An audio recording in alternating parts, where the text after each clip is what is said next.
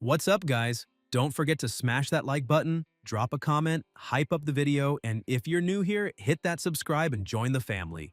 The story begins 3,000 years ago when demonic beasts paid tribute to the end of the Dragon Clan.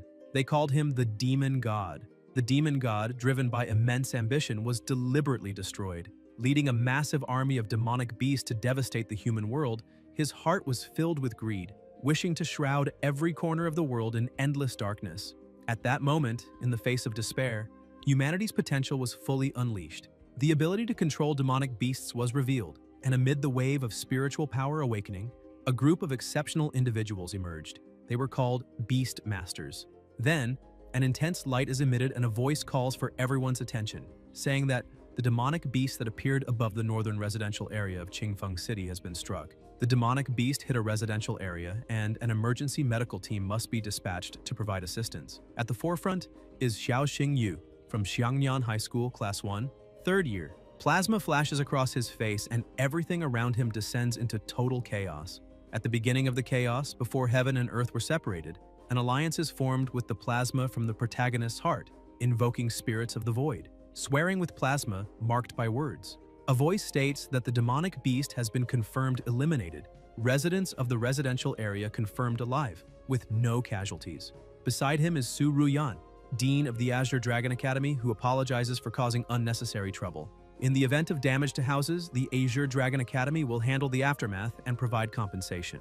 The protagonist takes the card and Su says that peace will be restored again, while Xing wonders whether she is a beast master. He thinks that in this era, everyone wants to become a beast tamer and that he also wants to be a beast master, but he does not even have the money to buy a pet. If he cannot take the National Beastmaster exam and become a beastmaster, he will not be able to protect anyone, until, out of nowhere, an animal jumps into his lap and stares at him. The dog starts licking him and Yu asks whether it did not follow the dragon. What kind of beginning is this? A husky falling from the sky, and could this dog be a beast? He says that the textbooks state that dog-like creatures are called galehounds. Their bloodline is not noble and they do not require spiritual power. Maybe he can take care of it. That would be great, because with a beast, he could also become a beastmaster. The protagonist thinks that there are only 3 days left until the National Beast Tamer exam, and that he probably will not make it. Xing lifts the dog and says to awaken its spirit. At a seafood restaurant in Qingfeng City, there is a beast shop. Yu stands in front of it and thinks he should stop someone who has the means to raise it. He also thinks that there is no future for himself. This little thing eats too much, having consumed an entire week's worth of food in just one night, until a young man opens the door and the protagonist asks if he wants this beast. The young man asks whether it is a galehound, a low bloodline beast like that, without even an evolutionary line. What unlucky fool would buy something like this? And he tells him to leave so as not to waste his time. Xing asks why he is being so stubborn. Then, a light shines on his face.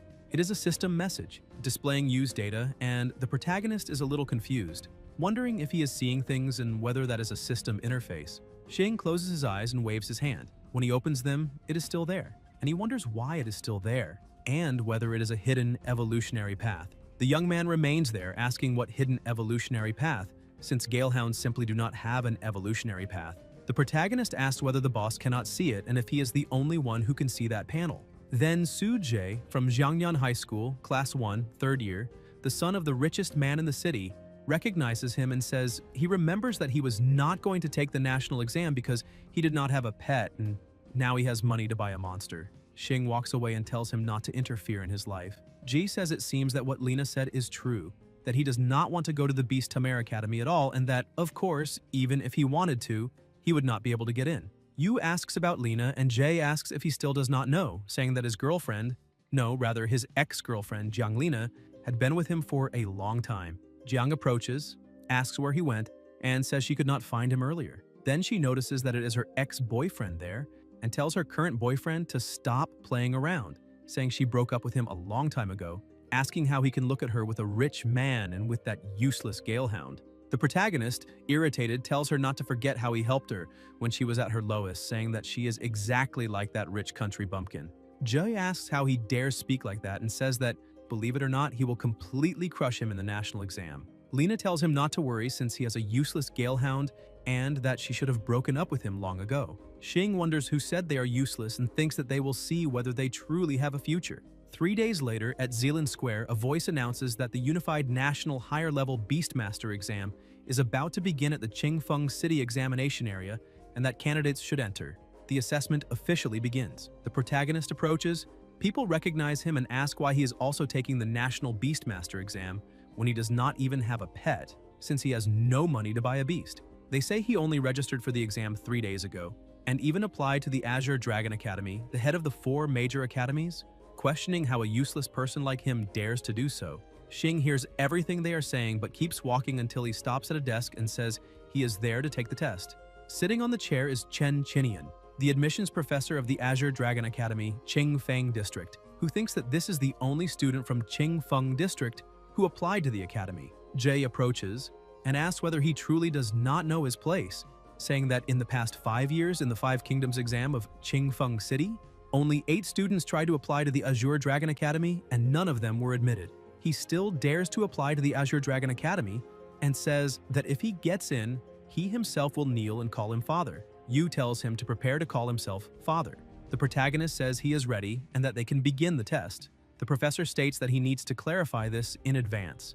The Azure Dragon Academy's assessment is extremely strict, and he also chose not to accept adjustments. Therefore, if he fails, he will not be able to apply to any other Beastmaster Academy. Xing says he understands and that they can start. Chen announces that the first test is the spiritual power value. Yu places his hand on the stone and the professor says that his spiritual power value is 316. Jay starts laughing and says that he thought he was someone special, but he did not even reach the minimum threshold for the Azure Dragon Academy. Chen thinks that he believed a good opportunity had appeared and calls for the next candidate, until a voice says to look because the spiritual power value has changed and is still rising. It surpasses 800, and people say it is unbelievable, asking whether the spiritual power tester is broken, until the spiritual power stops at the number 1028, and the protagonist withdraws his hand. The professor wonders what kind of monster this is. The spiritual power value is directly related to a Beastmaster's future potential to contract beasts. For every 100 points of spiritual power, he will have the capacity to form a contract with one beast in the future, and 1028 points of spiritual power mean that Xing has the potential to become, at the very least, a 10-star Beastmaster in the future. A 10-star Beastmaster, of which only a few have appeared in the Dragon Country in recent decades.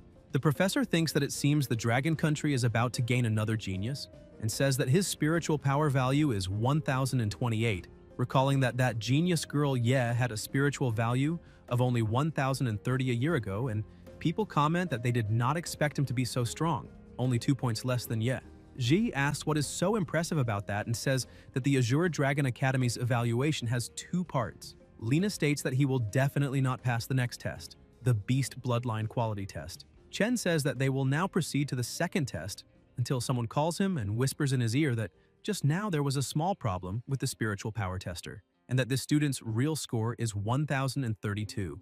The professor thinks that this is 2 points higher than that girl Ye, and in a low voice Chen says that the issue with the spiritual power tester should not be disclosed externally for the time being. Then the professor announces that the second test is the Beast Bloodline Quality Test and that the candidate must summon a beast. The protagonist summons his beast and says that it is his turn to shine.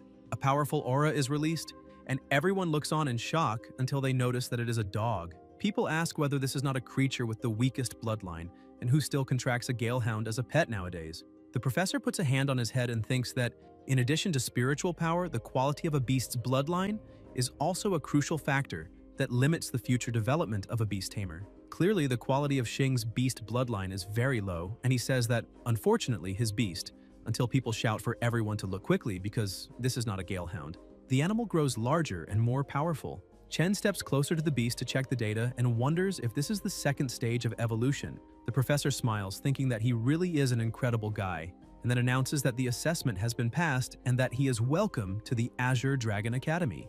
Zhe walks away thinking he cannot believe that he actually passed and that he needs to hurry, until a voice asks where he is going and whether he is not going to greet his father. Zhe tells him not to be so arrogant and asks what he can do if he does not call him that.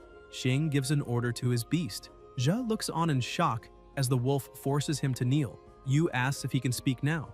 Zhe, filled with rage, calls him father. The protagonist walks away and says that he does not have a son like him, telling him to get lost. Lena says that, in fact, over the past 2.5 years, her feelings for him have been very deep and asks whether there is any possibility that the two of them. Xing keeps walking and says he does not look back. Jiang kneels and says she made a mistake, but Yu does not care at all and keeps walking, thinking that he needs to quickly tell his sister the good news that he was accepted into the Azure Dragon Academy. The protagonist calls her but hears strange noises, and the phone disconnects. Around Qingfeng City, at the agricultural market, people are running in panic, shouting that demonic beasts are invading. A child is terrified. A woman hugs her and tells her not to be afraid. Then, a beast approaches them from behind. The woman notices, and it is a huge beast. Xing rushes toward the area and wonders what the hell happened and where his sister is. Meanwhile, the beast is about to attack the woman. Yu realizes that it is his sister and immediately runs in that direction. His eyes begin to release plasma, and the system asks whether he wants to use Black Peak. The protagonist answers that of course he does and wants to use Black Peak, Infernal Bind, and Infernal Roar. But Xing wonders why there is no reaction. Then Yu presses to use it. The monster ahead is enormous and ferocious. The protagonist remembers something and thinks that when they broke the window that time, the people from the Azure Dragon Academy appeared chanting a spell, and he decides to try as well.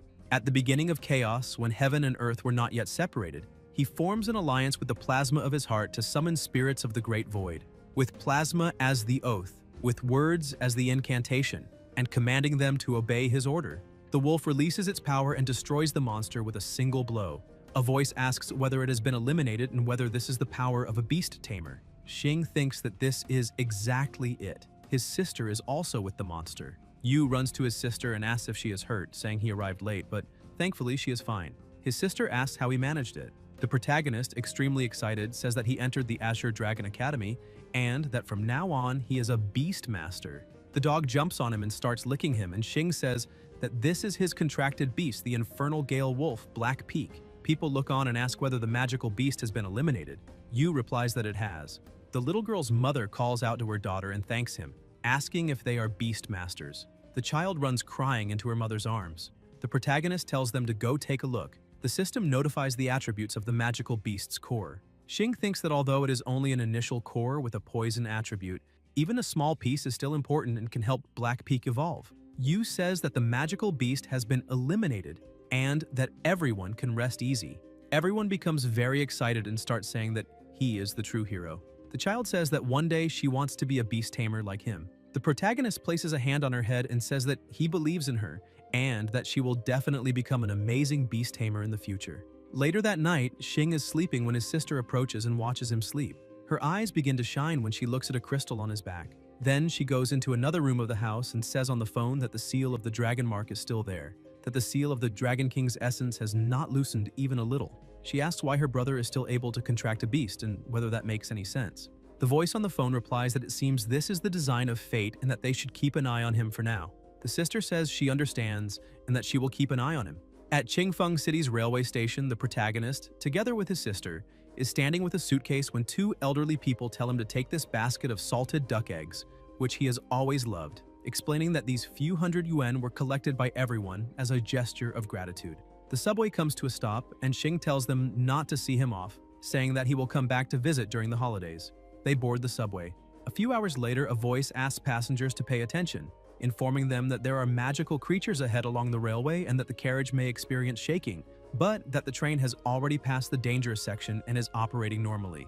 Yu comments that it is a good thing they made it through and that they will soon arrive in Longyan, while his sister says that classes will start soon, so he should study hard. Suddenly, the subway begins to shake violently and people ask what is happening. A voice asks for attention, saying that there is a group of three-eyed giant monkeys ahead, a type of community magical beast, and that they must protect lives and belongings. People panic and ask why there are still magical creatures, whether it was not said that they had already passed the dangerous area, questioning what they are supposed to do now and whether no one is going to act. The monkeys smash through the ceiling. The protagonist tells his sister to hide and not come out, and she asks what he is going to do, begging him not to go. Xing stands still until a fox strikes a monkey in the face, and a voice asks whether he is going to stand there like an idiot waiting for the banquet. It is Qin Yanran, daughter of the master of the Azure Sky Guild, who also says that if he does not want to lose his life, he should take a step back. Qin releases her lightning power. Yu checks the data and realizes it is a three-tailed thunder fox. The protagonist watches her and recognizes her, while a voice says that a beast master has arrived and that it seems they are saved. Xing wonders if they really are saved and tells everyone to evacuate this carriage immediately, thinking that three-eyed giant monkeys are community magical beasts and that there could not be only one. Yu orders Black Peak to assist that Beastmaster. Chin continues defeating the monkeys and asks why there are so many magical creatures.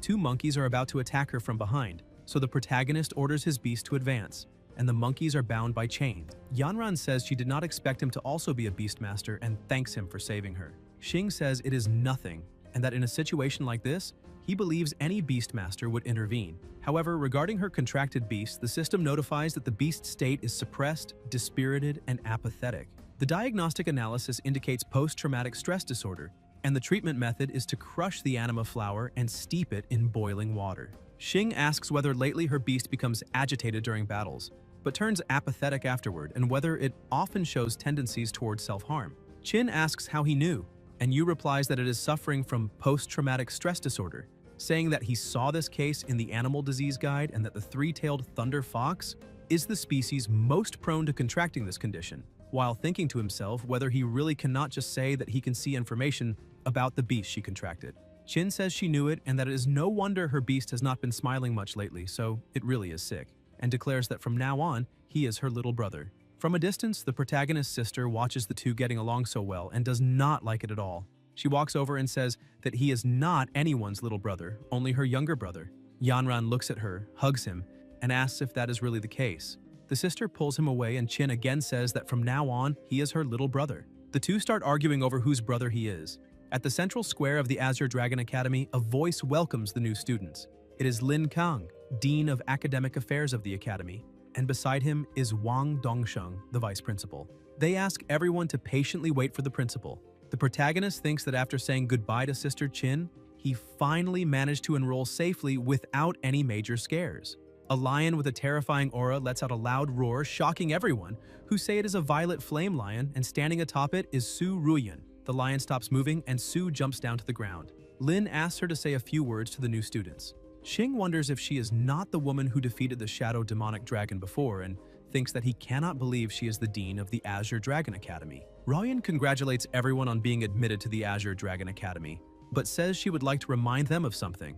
Whether they come from prominent families or humble backgrounds, at the Azure Dragon Academy, everyone must obey the rules, especially the 8th school rule. She asks whether they have heard of the school rules and explains that rule number 8 states that if conflicts arise between students, regardless of who is right or wrong, they must be resolved through a duel in the arena, and the losing party must apologize to the winner. The protagonist thinks that Rule 8 of the school regulations may seem unreasonable, but that this is the only way to prevent privileged children from abusing their power and bullying the weak, allowing ordinary students to also find justice through their fists. 2 hours later, a boy asks if he is Yu and if they are in the same class, that monster whose spiritual power is almost equivalent to Sister Yez.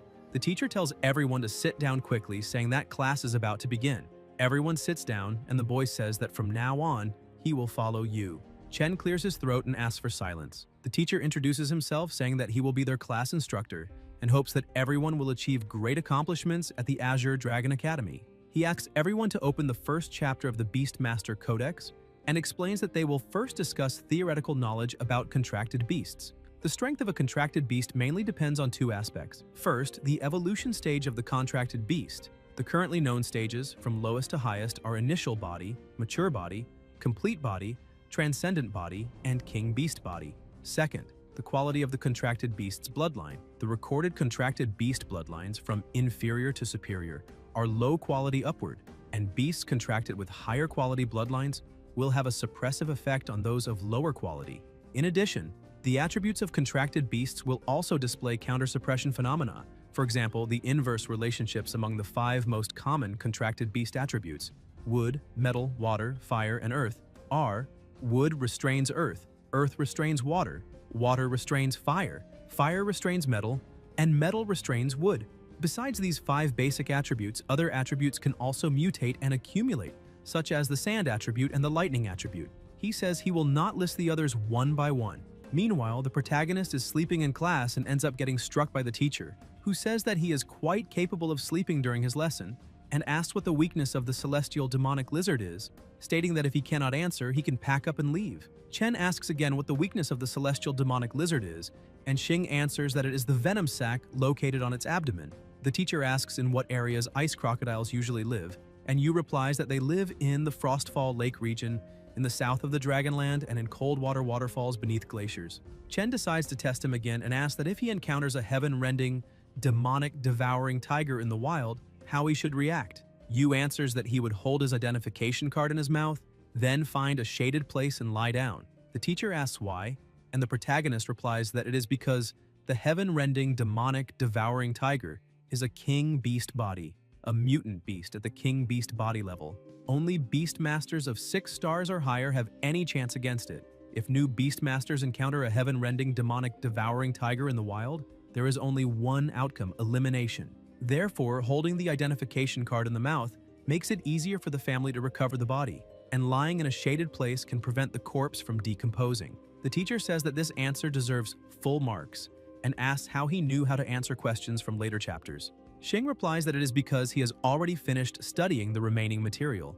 The other students in the class ask how they are supposed to live, and what kind of monstrous genius this is. Chen asks the classmates to study individually for now and tells Yu to accompany him. They leave the classroom and the protagonist apologizes, saying that he promises never to sleep in his class again. The teacher replies that this is not about that and explains that he completed an entire semester of theoretical classes in less than half a lesson. Xing says that this is because he teaches very well. Chen tells him not to be so careless and says that since he has completed the theoretical courses, he will move on to more advanced content. He hands him the Azure Dragon Academy library card and explains that with this card, he can freely enter and exit the Azure Dragon library at any time and enjoy the benefit of borrowing books for free, saying that for now, there is nothing more to teach him. In the Azure Dragon Academy library, someone is holding a book in their hands. It is Yu reading Beastmaster Evaluation. Wang Yan, the son of Vice Principal Wang Dongsheng, walks in and declares that today the Azure Dragon Academy belongs to him, ordering everyone to leave and telling the girls to stay and read with him. The 3 girls tremble in fear and beg to be spared. The protagonist closes his book and says it is too noisy. Then Xing throws the book. Wang asks who that is, and the companion beside him answers that it is that troublesome guy over there. Xing asks whether bullying girls is not shameful. Yan asks who he is and why he is trying to play the hero. One of the girls tells him to leave quickly, saying that Yan is the son of Vice Principal Wang Dongsheng, and they cannot afford to offend him. Yu replies that so he has a vice principal father, no wonder he is so arrogant. Wang says it is good that he knows, and that if he knows what is good for him, he should kneel and apologize. The protagonist strikes him between the legs and says he will only apologize in his dreams. The companions beside him ask if he is all right.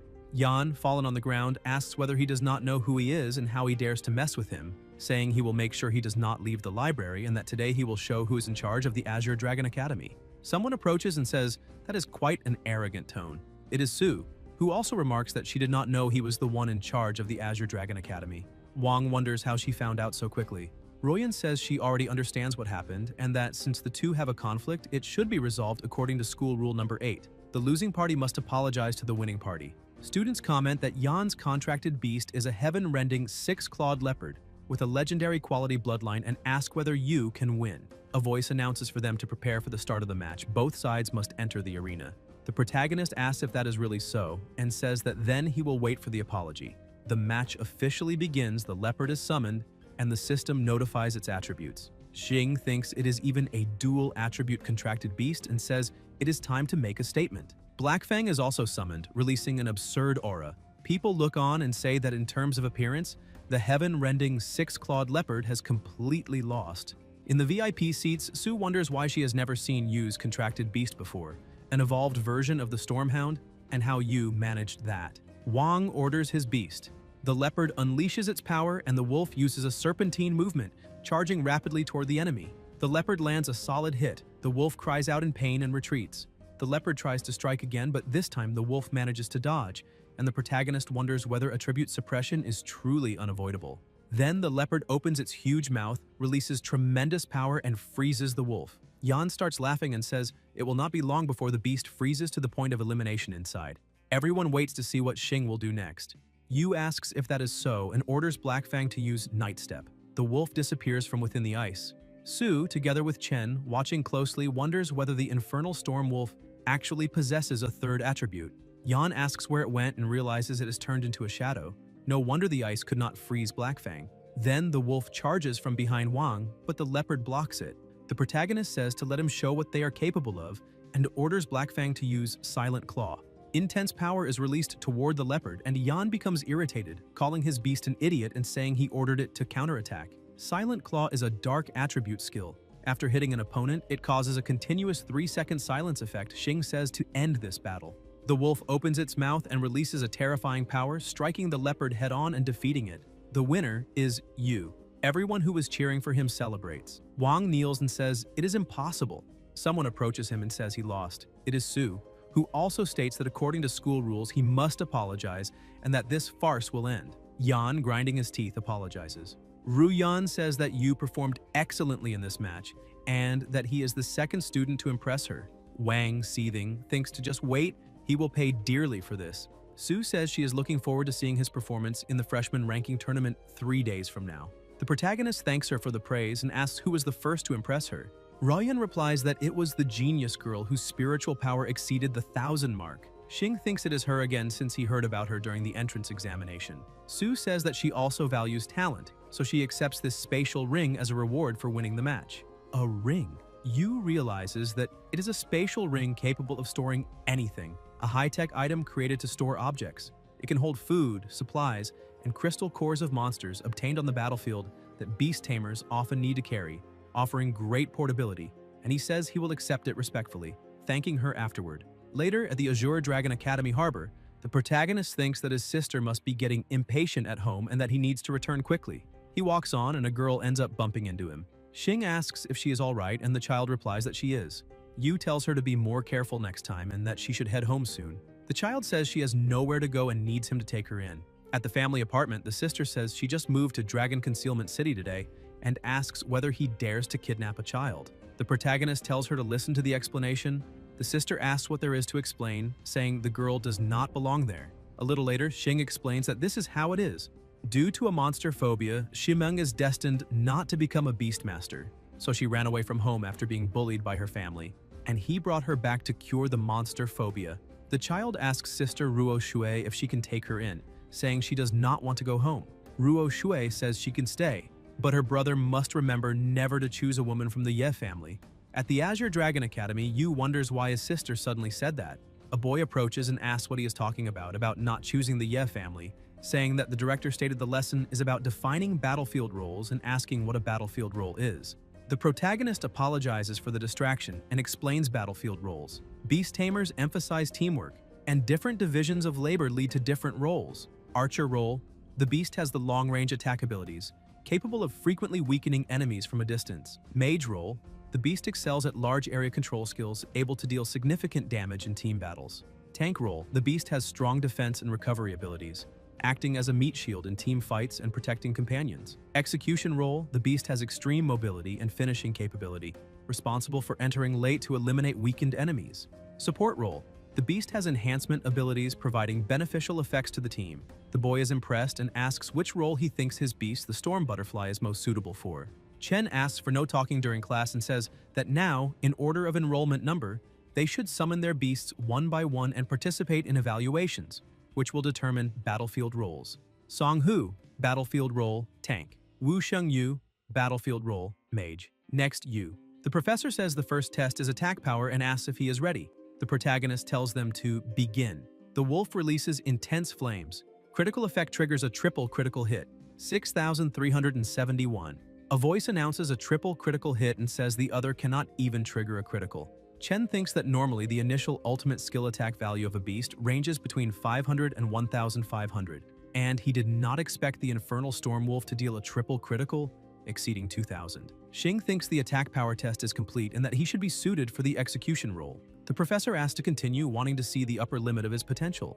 In the range test, the protagonist orders Blackfang to use Infernal Fire. Wu beside him is amazed and says the range must be at least 800 meters, asking whether he would be an archer. In the defense test, Xing also performs well. Wu comments that he even blocked the attack of Director Chen's transcendent beasts, the ice-armored battle turtle. In the control test, he also performs well, and Wu asks whether he plans to switch to mage. In the buff test, the professor says that according to simulations and big data analysis, any beast within 10 meters of the infernal Stormwolf will have its battle intent increased by 30%, attack power by 10%, and movement speed by 10%. Wu asks what exactly his battlefield role is, saying that any of these roles could work and that it is very difficult to choose. Chen says that in addition to those 5 roles, there is a special role that suits you, called Omni Pro. Wu asks what this so-called Omni Pro is. The professor explains that if a Beastmaster's contracted beast excels in all positions, then that Beastmaster earns the title of Omni Pro. Clearly, Yu is the only Omni Pro in the class. The protagonist smiles excitedly, and the students ask how he manages to be so incredible. Xing replies that it is not exactly like that. Chen tells him not to get too excited yet. Although Omni Pros are uncommon, they are not entirely unheard of. The data for this year's freshmen are not yet complete, but for now they only know that Yu from their class is an Omni Pro. The second-year Omni Pros are Ye and Han. The third-year ones are Murong Qingyang and Li Xuancheng, and he tells them to keep up the good work. On the street, the protagonist walks along thinking that classes are over and that he will buy some Beastmaster nutritional supplements to prepare for the freshman ranking tournament. Someone steps in front of him and asks where he thinks he is going. Xing asks who they are. The young man asks if he does not even know the Black Tiger Guild and says that he is asking for trouble. Wang asks why the guild leader is wasting time with him and orders them to break one of his legs to see if he will still be so arrogant. The guild leader says that he dared to provoke the young master and that he is very unlucky. Yu says that everyone there is a 3- or 4-star Beastmaster and asks whether bullying a 1-star Beastmaster like him is not going too far. Yan says that he himself is just relying on his own power to bully people and asks what Yu can do about it. The guild leader tells them to calm down and says that he will deal with him immediately. The guild leader summons the Thunder Tiger and orders the attack. The protagonist also summons his wolf. The two beasts begin exchanging blows and the wolf knocks the tiger to the ground. The guild leader thinks that the young master never said this kid's beast was so strong and wonders how it is possible that an adult beast is on the same level as his transcendent level Thunder Tiger, saying that he will see whether this 1-star novice is really that strong. The other guild members also summon their tigers and take up attacking positions. Then someone approaches and says that in that case, they will have to see whether the Black Tiger Guild is really stronger. They look over in shock, and it is Qin, who also says she wants to see whether the Azure Sky Guild is superior. Xing feels excited when he sees her. The Black Tiger Guild members panic and say the situation is serious, realizing that they are surrounded, thinking that the Azure Sky Guild is the second highest ranked Beast-Tamer Guild in Longyan City, and that not even the powerful Hurricane Guild would dare rashly clash with it. They ask what brought her there. Qin says that if she had not happened to pass by, she would never have imagined what the guild leader planned to do to her dear little brother. The guild leader asks if she is not an only child. Yanran replies that he is her sworn younger brother, and that anyone who bullies him is turning against her herself and against the Azure Sky Guild. The guild leader, frightened, says that this was all a misunderstanding and that it was all the doing of that boy who hired them to harass her brother. Wang, trembling, says that he had no intention of attacking him. Qin says that she knows how to handle this. The guild leader orders his men to beat up Yan. At the Azure Sky Guild, Yanran asks how he ran into those people. The protagonist replies that he went out to buy Beastmaster nutrients, and who would have thought he would be so unlucky? Qin asks about Beastmaster nutrients and says that he should have come to her, since the Azure Sky Guild handles all of that. If he wants to buy nutritional supplements in the future, he just needs to tell her, and she will give them to him for free. Xing says he did not expect her to be so impressive after all. She is the only daughter of the leader of the Azure Sky Guild. Then Yanran walks with him around the area and explains that this is the Azure Sky Guild's training base, equipped with the most advanced training equipment, capable of helping Beastmasters improve the efficiency of learning combat skills. That area is the recreation zone, where beast tamers can relax after completing missions, with many entertainment options such as golf and saunas. Over there is the conference room on the top floor of the building.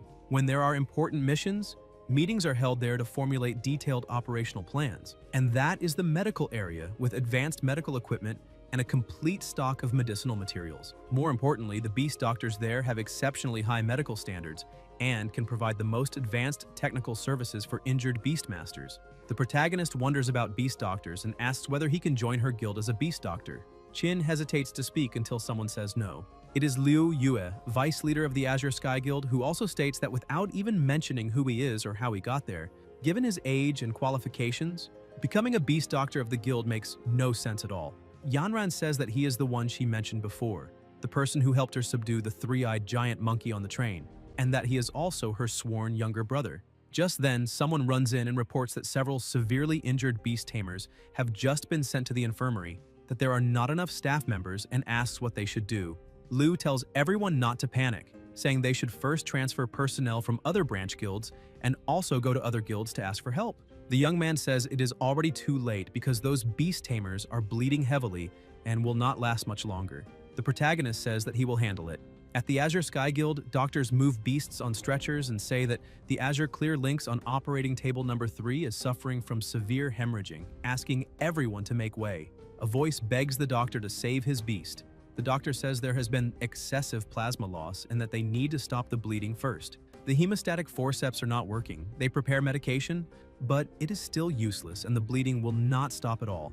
Conventional methods cannot stop the bleeding. Xing observes the Azure Clear Lynx, its attributes and injuries, and says that the wound was caused by a golden needle poisonous queen bee. That viscous fluorescent green fluid is its exclusive venom, which prevents the wound from healing. There is a way to stop the beast bleeding, but he does not know whether they will trust him. The man says that at a moment like this, they have to trust him, even if they do not want to, and that he can help stop the bleeding quickly. Yu says they must grind a stalk of celestial spirit herb together with purple ying flower to produce 20 grams of reserved medicinal liquid, then add a transcendent-grade poisonous demonic beast crystal core and boil it for 5 minutes. The doctor says that the herbs mentioned are highly toxic to varying degrees, and asks whether that is not like rubbing salt into the wound. The protagonist tells them to immediately follow his prescription to obtain the medicine. Otherwise, if they miss the best moment, this Azure Clear will definitely lose its life. The beast's owner tells them not to hesitate and to go get the medicine. 5 minutes later, the medicine arrives. Xing puts on gloves, opens the medicine, and begins applying it to the beast's wound. The beast opens its huge mouth, but the bleeding stops. The owner is extremely excited that its life has been saved, and Yu asks the vice leader whether she is satisfied with his performance. Liu replies that his performance completely exceeded her expectations, and that she was far too presumptuous before. Now she must formally invite him to join the Azure Sky Guild as a specially appointed pharmacist. The protagonist says he would be delighted. Later, elsewhere, Ruo asks whether he means that he came back so late because he signed a contract to become a specially appointed pharmacist for the Azure Sky Guild. Xing replies that yes. Ruo says she can see that he has found a sworn sister and forgotten his own sister. Yu says that is not true. The child comes over and asks what a specially appointed pharmacist is and whether it can be eaten. The protagonist replies that, of course, after becoming a specially appointed pharmacist of the Azure Sky Guild, he will receive a salary. This weekend, he can treat everyone to a nice dinner, and the child becomes very excited. In Wang's room, he is lying there, furious at Xing. Dong calls him useless trash, and Yan says he must take revenge. Shang says that he is his son and asks how, even so, he lost to a clown from a small city in an arena fight, saying that he not only disgraced himself but also disgraced the entire family. Wang tells him to stop scolding him, saying that Guy has already contracted 3 types of beasts and also has the backing of the Azure Sky Guild, fearing that he will have no chance to take revenge. Dong says that they truly cannot afford to offend him and asks whether, if that boy were to suffer an accident during the Yunnan Mountain trial and lose his life at the hands of a demonic beast, it would mean that it has nothing to do with them. At Yunnan Mountain, Dong says that today is the day of the mountain trial for all new students, and that this trial will be broadcast live across the entire network. The bracelets they are wearing can monitor in real time the number of demonic beasts hunted and record battle footage.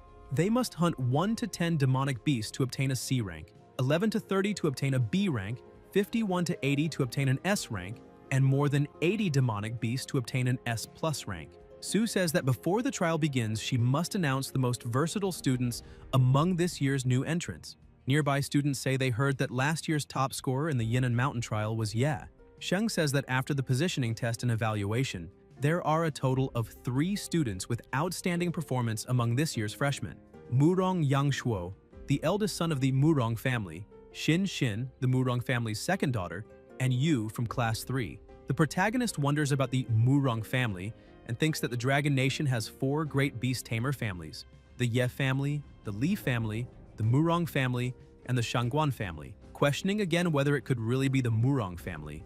At the Azure Dragon Academy broadcast station, a man holding a microphone says that he is the host and commentator of this trial. Sue asks how many demonic beasts he thinks Yu will hunt, and Sheng replies that praising him for 50 would already be excessive. Chen says that is impossible and that with this boy's talent he will surely put on a show and hunt at least 50 demonic beasts. Ruyan asks whether they might all be wrong and says she believes he will break Ye's record and create a miracle. The host announces that the new students have entered in an orderly manner and that the trial officially begins. In less than half an hour, Lin from Class 2 has taken down a short-tailed bear, and the total number of demonic beasts hunted has surpassed 10. He congratulates Sun Tianhao from Class 5, who has already hunted more than 20 demonic beasts. Most astonishing of all, with only 1 hour into the trial, Murong from Class 1 has already hunted 43 demonic beasts. As expected of the Murong family prodigy, Murong Yangshuo's white-maned griffin is indeed the only beast with super abilities in this trial. Its spatial penetration ability not only instantly shortens the distance to a demonic beast, but also grants a piercing effect to any attack it launches. Although the Silver Healing Serpent is a beast with exceptionally powerful recovery abilities, it so happens that the white-maned griffin's abilities neutralize that effect, making the prey's fate too horrific to behold. Yang Shuo tells Little White not to toy with it anymore and to simply remove the demonic beast's crystal core. The 3 top freshmen occupy the top 3 rankings, and the host says that after watching his performance, they will take a look at Jin's. Her beast is a bone-winged bat beast with a legendary bloodline and is also the only undead-type creature in this trial.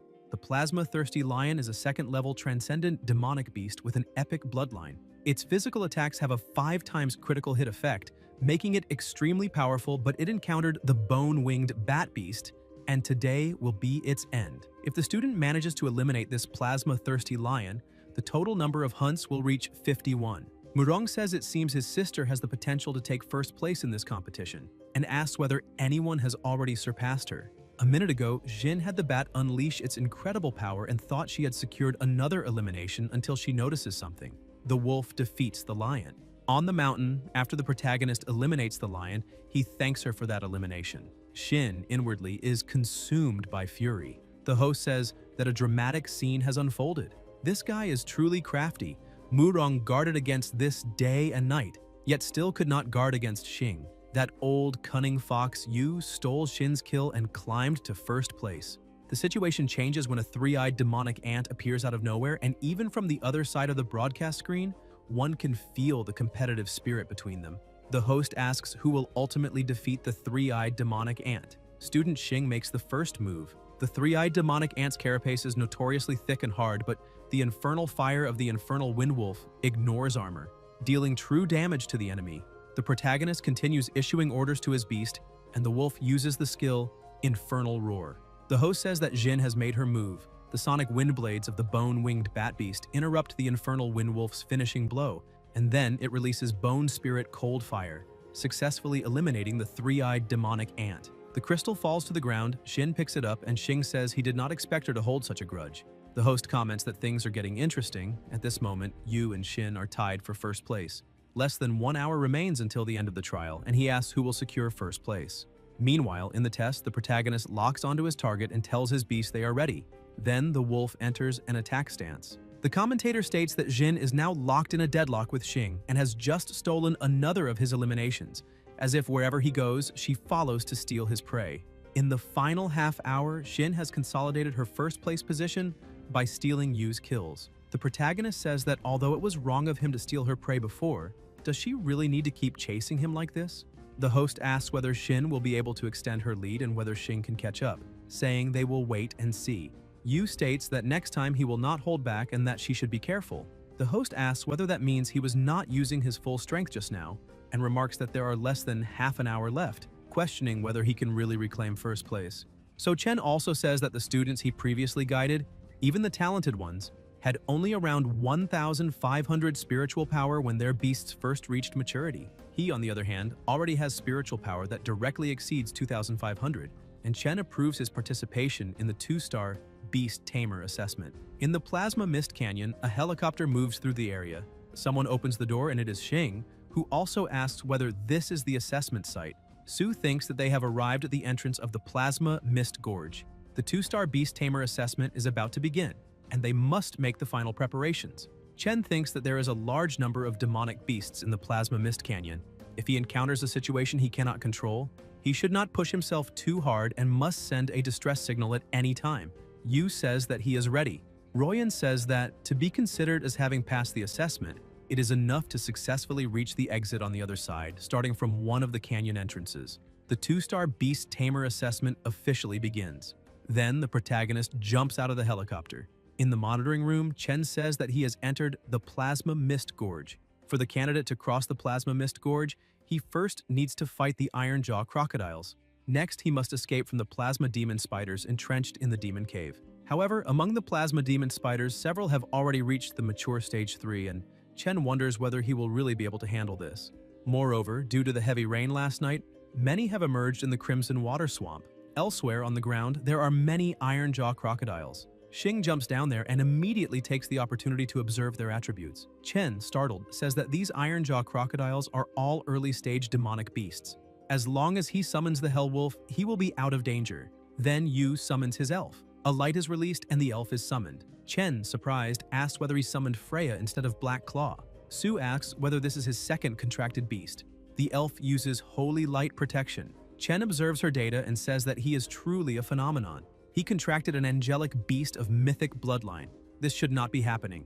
The Hidden Dragon City has not seen an angel-type beast for many years, and he asks where this kid got such a beast. Ryan says that she heard that he bought a water elemental spirit at a beast shop 2 days ago, and that it might be that. The instructor says absolutely not, that water elemental spirits have inferior bloodlines, whereas Holy Light angelic beasts possess pure angelic bloodlines. Su tells him not to forget that the Hell Wolf, in the beginning, was just a stormhound of inferior bloodline. Chen says that he always turns what people consider impossible into possible. He is a true beast tamer. Meanwhile, in the fight, there are many crocodiles. Then the elf attacks, striking several of them with a single blow. Chen says that a single move instantly eliminated the Iron Jaw crocodile. Bloodline suppression. As expected of an angel-type beast, the mythic quality bloodline truly lives up to its reputation. The protagonist says to cross through the swamp. Then the elf touches him, picks him up in her arms, and Xing, not understanding, asks what she's doing, telling her to put him down immediately. Yu becomes very embarrassed. Then they stop and sense a dense demonic aura. Spiders begin to appear with an absurd aura. The protagonist tells his beast to be careful. Freya steps forward, blocks the web attack, and releases blazing flames. Then a larger spider approaches. Xing observes its attributes and wonders whether it is a plasma demon spider, saying that plasma demon spiders are pack creatures. The number of plasma demon spiders in this cave should not be less than 20. The spider gets closer and closer, and Chen says that this Holy Light Angel Beast, even at its initial stage, can ignore the level difference and deal damage to a plasma demon spider at an advanced stage. The spider tries to strike him, but Yu narrowly dodges and calls for Black Claw. The wolf is summoned with a startling aura, and both of his beasts are now summoned. Su tells him not to get carried away by the battle because the criterion to pass the assessment is to reach the finish line, not to eliminate demonic beasts. The protagonist orders Black Claw to use Infernal Roar. The wolf releases incredible power, and the spider also attacks, trying with all its might to hit him, but the wolf manages to dodge. Then the spider spits webbing from its mouth and hits his leg, binding it in place. The spider also shoots webbing at the other side, and yet another spider appears. Xing tells Freya to use Holy Light Protection on Black Claw, spin, and release the Infernal Black Lotus. The elf then uses her skill, allowing the wolf to break free and recover. Black Claw begins to unleash incredible power and starts slaughtering the spiders. Yu asks whether there are 25 plasma demon spiders and if that is all. Suddenly, rocks begin to fall and the area starts to shake. The protagonist senses a terrifying aura, realizing it is the Spider Chief, the aura of a demonic beast in full form. Chen tells him to retreat immediately. The heavy rain from last night caused a plasma demon spider to evolve, and he cannot win. Xing asks about withdrawing and what about the assessment. Chen replies that they can redo the assessment next time, that he just needs to maintain his level and will certainly pass. Yu asks about retaking the test another day and says that would be a huge waste of time. In his 2-star assessment, if gods block him, he will kill gods.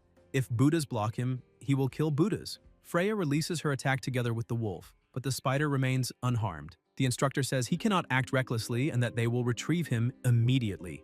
The hidden fox also says he is right and that he cannot be reckless. With his current strength, it is impossible to eliminate it. The protagonist says this is interesting and that he wants to pass the 2-star Beast Tamer assessment. He wants to conquer and kill this demonic beast and, more importantly, test his own limits. Dailu says that he truly is a terrifying lunatic. The spider begins to make the surrounding environment even denser, and Xing tells Black Claw to sneak around behind it and use silent claws. The wolf hides while the spider is distracted, unleashing its attack. Yu tells Freya to protect him while Black Claw attacks. The wolf strikes from behind, injuring the spider. The protagonist worries about his beast as it is blasted away, slamming into their barrier with a huge impact. Xing crashes against the wall together with his two beasts. The spider emits a sound. Yu stands up and asks if it is mocking him, saying that this is to be expected of a demonic creature with a human face, and asks what it is so proud of. The spider observes and attacks again, but the protagonist narrowly dodges and tells the wolf to get him out of there because this spider web is poisonous. A voice says that if he keeps insisting like this, it will not work. He needs to think of a solution. His life is gradually decreasing, and the spider has a wound on its back. Xing thinks that the wound is not deep, but that the spider web being expelled is definitely not as tough as before, and wonders if this has something to do with the spider silk. He says that Black Claw is injured, that it is impossible for them to keep running, and asks the elf to take him away. Freya picks him up, and Yu says that the life of the cavern demon eye spider has dropped again, and that the filthy spider has found a way to deal with him, telling Black Claw to spit at it. The wolf spits, hitting the spider on the forehead. The spider then begins to attack. The protagonist orders Black Claw to use shadow stealth and counterattack at random. Sure enough, the cavern demon eye spider is exhausting its own vital plasma by releasing webbing, and when the last strand of silk in its body is depleted, it will be like a candle in the wind. There is no need to risk his life fighting it. He only needs to irritate it however he wants. The spider keeps swinging its head from side to side as it watches Black Claw move rapidly until the wolf leaps toward it. The spider releases its web and ends up trapping the wolf's foot again. It attacks and wounds him, but Black Claw stands back up, and Xing tells him not to hold back, to release his demonic power, and to cast Holy Light Protection on Black Claw to remove the negative status. Lightning begins to crackle around Black Claw and rain starts to fall. Chen asks whether they are still not going to take action. Su says to wait a little longer because he has already found a way to break through, and the instructor asks whether he and the others can hold on. Later, still in the same place, 7 hours have passed and they are still fighting. The protagonist thinks that the spider has lost 90% of its health and that the color of its silk has faded. It cannot injure Black Claw, who is strengthened by demonic power and holy light protection. If they persist, it is doomed to be finished. All living beings have the will to survive, and he wonders why, even after losing so much life, it still shows no intention of avoiding the battle. Is it pure hatred, or is there some treasure inside? The spider begins to gather its power in webs, releasing an incredible force. Xing tells Black Claw to use Infernal Roar. The wolf unleashes its attack. Yu says there is not much spider silk left and that now is the chance. Black Claw releases flames and the Infernal Fire Lotus surges toward the spider. The spider is already very weak and keeps releasing webbing, but the elf defends them. The protagonist says not to worry about him and instead switch from defense to offense, finish it in one go, and use the Infernal Fire Lotus one last time. The wolf releases searing flames toward the spider, knocking it down. Xing says they did it and congratulates Black Talon, saying it also performed excellently, and adds that he will take a look inside the cave because there is certainly something good in there. They lower their guard and the instructor tells them to leave immediately. Yu says he has already defeated the cavern demon spider, and Chen replies that even if the cavern demon eye spider has been finished, there is still a chance it can move for a while. Yu looks back and asks what he said. Then the spider lying on the ground suddenly stands up and attacks. The protagonist realizes that the only exit is blocked by it and tells them to hide in the beast space. The elf stares at the spider and rapidly rushes toward it, releasing her power and striking it head-on. Freya keeps chasing and attacking until a tremendous explosion occurs. Xing, shocked, asks if she just learned a new skill on her own and says she is incredible. Then Yu notices something shining and says he found it, asking whether this is what the cavern demon spider was desperately guarding, and whether they know what kind of seed this is. It is the precursor of the celestial soul vine beast, a plant-type beast with an ancestral bloodline. The protagonist asks whether this is most likely of phantom god quality, and says that such a powerful bloodline must be extremely difficult to cultivate, asking whether they know how to cultivate this seed. The fox says that naturally they do, reminding them that the cultivation conditions are quite complex. Apparently, it needs to be watered with foxtail grass dew, firefly magical nectar, and fertilized with divine beast dung. Xing asks whether this seed is harder to raise than a spoiled rich girl, and says that it is at least an emperor-level beast, the kind that would make the Dragon Kingdom's empress grind her teeth in hatred. A big shot like her should know many beast gods. The fox asks whether he wants her to bend down and pick up the dung. Yu replies that he does not and wants her to ask. Dailu says that asking is also out of the question. Inside the helicopter, the instructor asks whether he is alright, and the protagonist replies that he is. 2 weeks later in Four Spirit City, Xing is sitting in the stands and says that, as expected of a major national-level competition, it is truly exciting. Murong approaches and says he arrived so early. Yu greets him with good morning and says his sister looks prettier. Murong spits out what he was drinking and gets very irritated, asking what he just called his sister. The protagonist replies that he gave her a nickname. Yang asks about writing, and when he wrote his sister's name, saying that calling her that is a vulgar nickname, and that if he does not beat him up today, he will not be himself. Shin tells him to sit down. Xing asks how she has been lately and how the progress of her beast's enhancement is. Shin replies that her first beast broke through the barrier and evolved into a mature form, and that her second beast awakened the lightning attribute. Yang, indignant, wonders whether his sister is willingly talking to another man, and even accepted his nickname, and thinks that girls grow up and can no longer be kept at home. His sister always held a grudge back when he called her by her childhood nickname and ignored him for days. But now this guy calls her that and she tolerates it. He says that this world is too crazy, that the mouse has become the cat's bridesmaid, that his sister has found the ideal man, and that her elbow is turning outward. Yu asks what her brother is rambling about, and Shin tells him not to mind him. The protagonist asks who today's opponent is. Shin replies that she does not know yet because the draw results have not been announced. Someone approaches and says that the results have already been released. It is Su, who also says that the first opponent is the White Tiger Academy and that, no matter what, they must completely defeat them in today's individual matches, crushing them thoroughly. Someone approaches and asks why she is so worked up, and whether she is really that afraid of losing to the White Tiger Academy. Ryan asks why she is not returning to the reserved seats and instead coming to the Azure Dragon Academy's territory, and whether there are not reports on her phone. The principal asks whether she is not there to see the ace of this generation, saying that she heard he can fight fully evolved beasts and simultaneously control beasts with both infernal and angelic attributes, just like that man. Su becomes irritated and says that seeing it live is the best option. She admits that he has a bit of talent, but that he is just another Ye, and asks whether, just because he gained a small advantage, she really thinks that student is that strong. The protagonist thinks that it is said that Ju and Su have been fierce rivals since elementary school. Regardless of academic performance or family background, they always try to outdo each other. Chen says that the Empress is arriving. Ju tells them to wait a moment, that she will soon make her academy pack up and leave, and Ruyan says she will go take a look, asking the students to follow to the stage to greet the Empress. The roof opens, the mist disperses, and someone approaches. People say that the Empress has arrived, the most beautiful and powerful of the Dragon Kingdom. This is Shangguan Lan, Empress of the Dragon Kingdom. She approaches. Xing observes and thinks that this is the most powerful beast tamer of the Dragon Kingdom. The aura is truly terrifying. The Empress lands on the ground and everyone bows before her. Yu is shocked to see that she bears 11-star emblems, an Empress Beast Tamer, above all 10-star Beast Tamers. The gap between himself and her is probably not just a few stars. Beside her is a dragon. The protagonist observes its attributes and thinks that, as expected, the gap is enormous, beyond the detection range of the demon God Eye.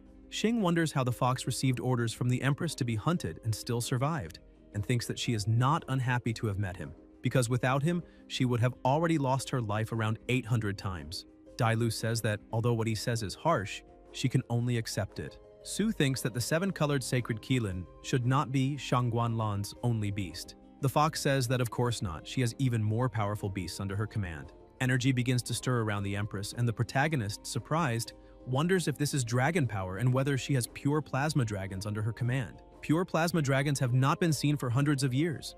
The fox replies that she does not know, and Xing thinks that, according to historical records, only pure plasma dragons, pure plasma phoenixes, and pure plasma Silens possess creator-grade bloodlines. In terms of strength, dragons are the strongest, followed by phoenixes and then Kylans. And he wonders why it is the dragons that are being targeted for elimination. If pure plasma dragons are truly extinct, where did this woman contract a dragon? Xing thinks that the dragon's tear is one of the 3 great treasures of the dragon clan, and that, indeed, the war to eliminate dragons was not so simple. The Empress says to begin the competition. Yang says that it does not matter if he loses the individual match. If he cannot win, there are still the other 2. Su says that, according to the draw results, he is up first. Yu says he guarantees the first victory. The announcer says that, on the right, the first competitor from White Tiger Academy is Lin Tianqi, son of Lin Xiang, master of the Sword Tiger Guild. In today's first match, representing Azure Dragon Academy on the left, the base genius, Yu. The protagonist summons his wolf. Shin asks whether the red sand python with sand attribute is not a natural counter to Black Claw's fire attribute. Yang replies that, in same-level battles, elemental affinity is even more important than bloodline suppression, and that he is in trouble this round. The commentator then announces the red sand python's desert burial and sand blade tornado. Xing orders Black Claw to use infernal roar. The wolf releases its power, plasma spraying everywhere. Lin says that with elemental suppression, he is doomed to lose. If he surrenders now, he can. Yu says that today's weather is a bit humid. There is no need to worry, the battle has just begun. That was just a warm-up. And now he only needs 2 moves. Lin asks about 2 moves. The protagonist orders Black Claw to use Infernal Roar toward the sky. The wolf unleashes the skill upward. A voice asks whether he's trying to melt the sand and says that the infernal wolf's flames are not hot enough. The Empress smiles and says no. Her subordinate asks what he is trying to do.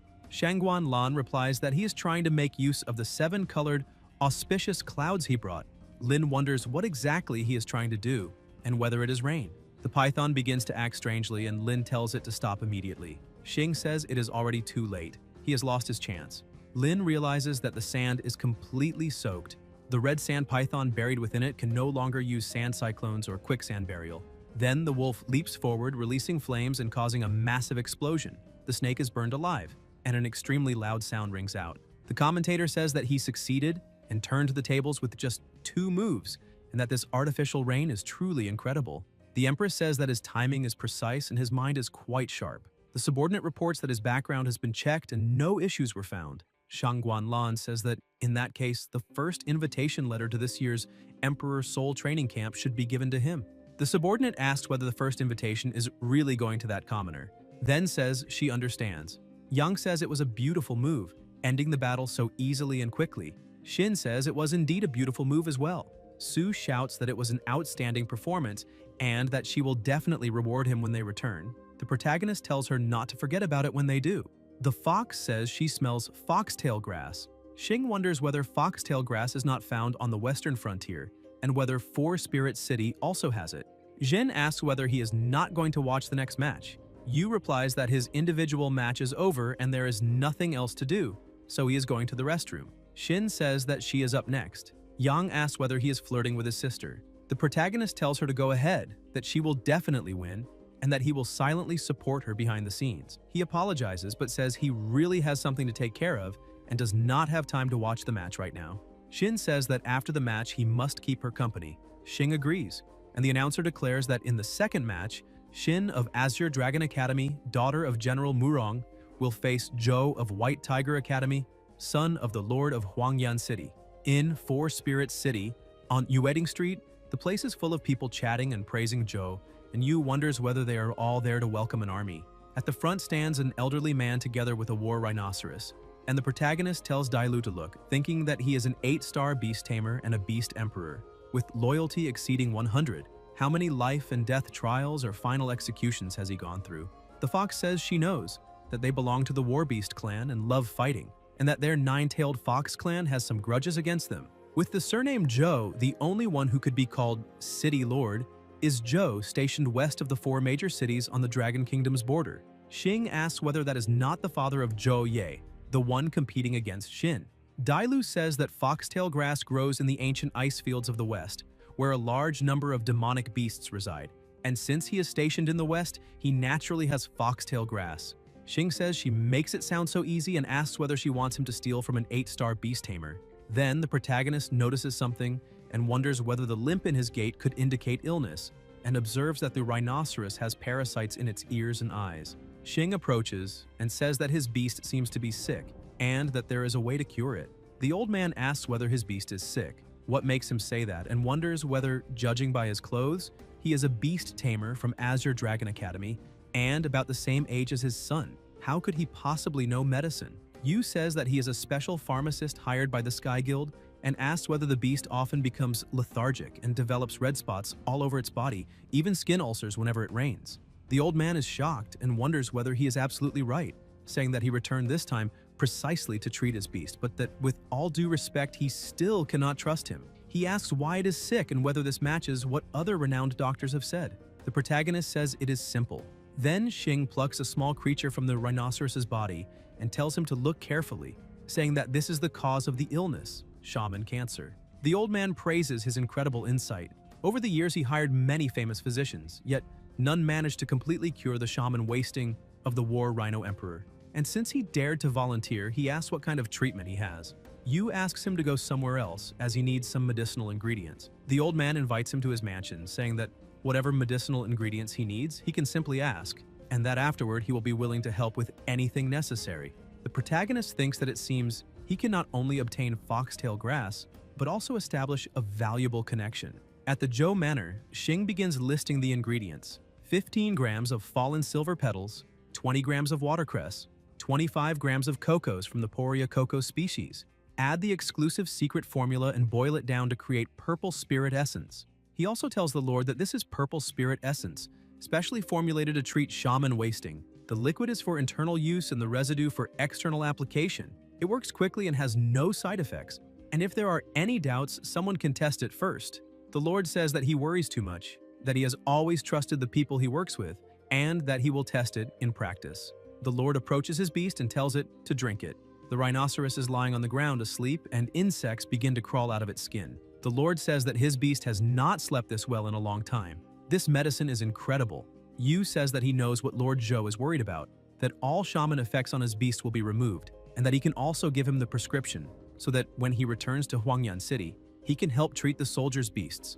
The Lord thanks him and asks about the reward. The Lord asks whether foxtail grass is not an extremely valuable medicinal herb, and says that although demonic firefly flowers are difficult to obtain, it is not impossible. The protagonist says that he needs foxtail grass and also demonic firefly flowers, and that will be enough. The Lord asks him to stay for dinner tonight, saying they had a pleasant conversation and should have a drink. Xing says he slipped away quietly because by now his son should already have finished fighting his teammates. The Lord says that Qinglong and Baihu, the principals of the two academies, have been at odds for a long time, and that he has even heard about it.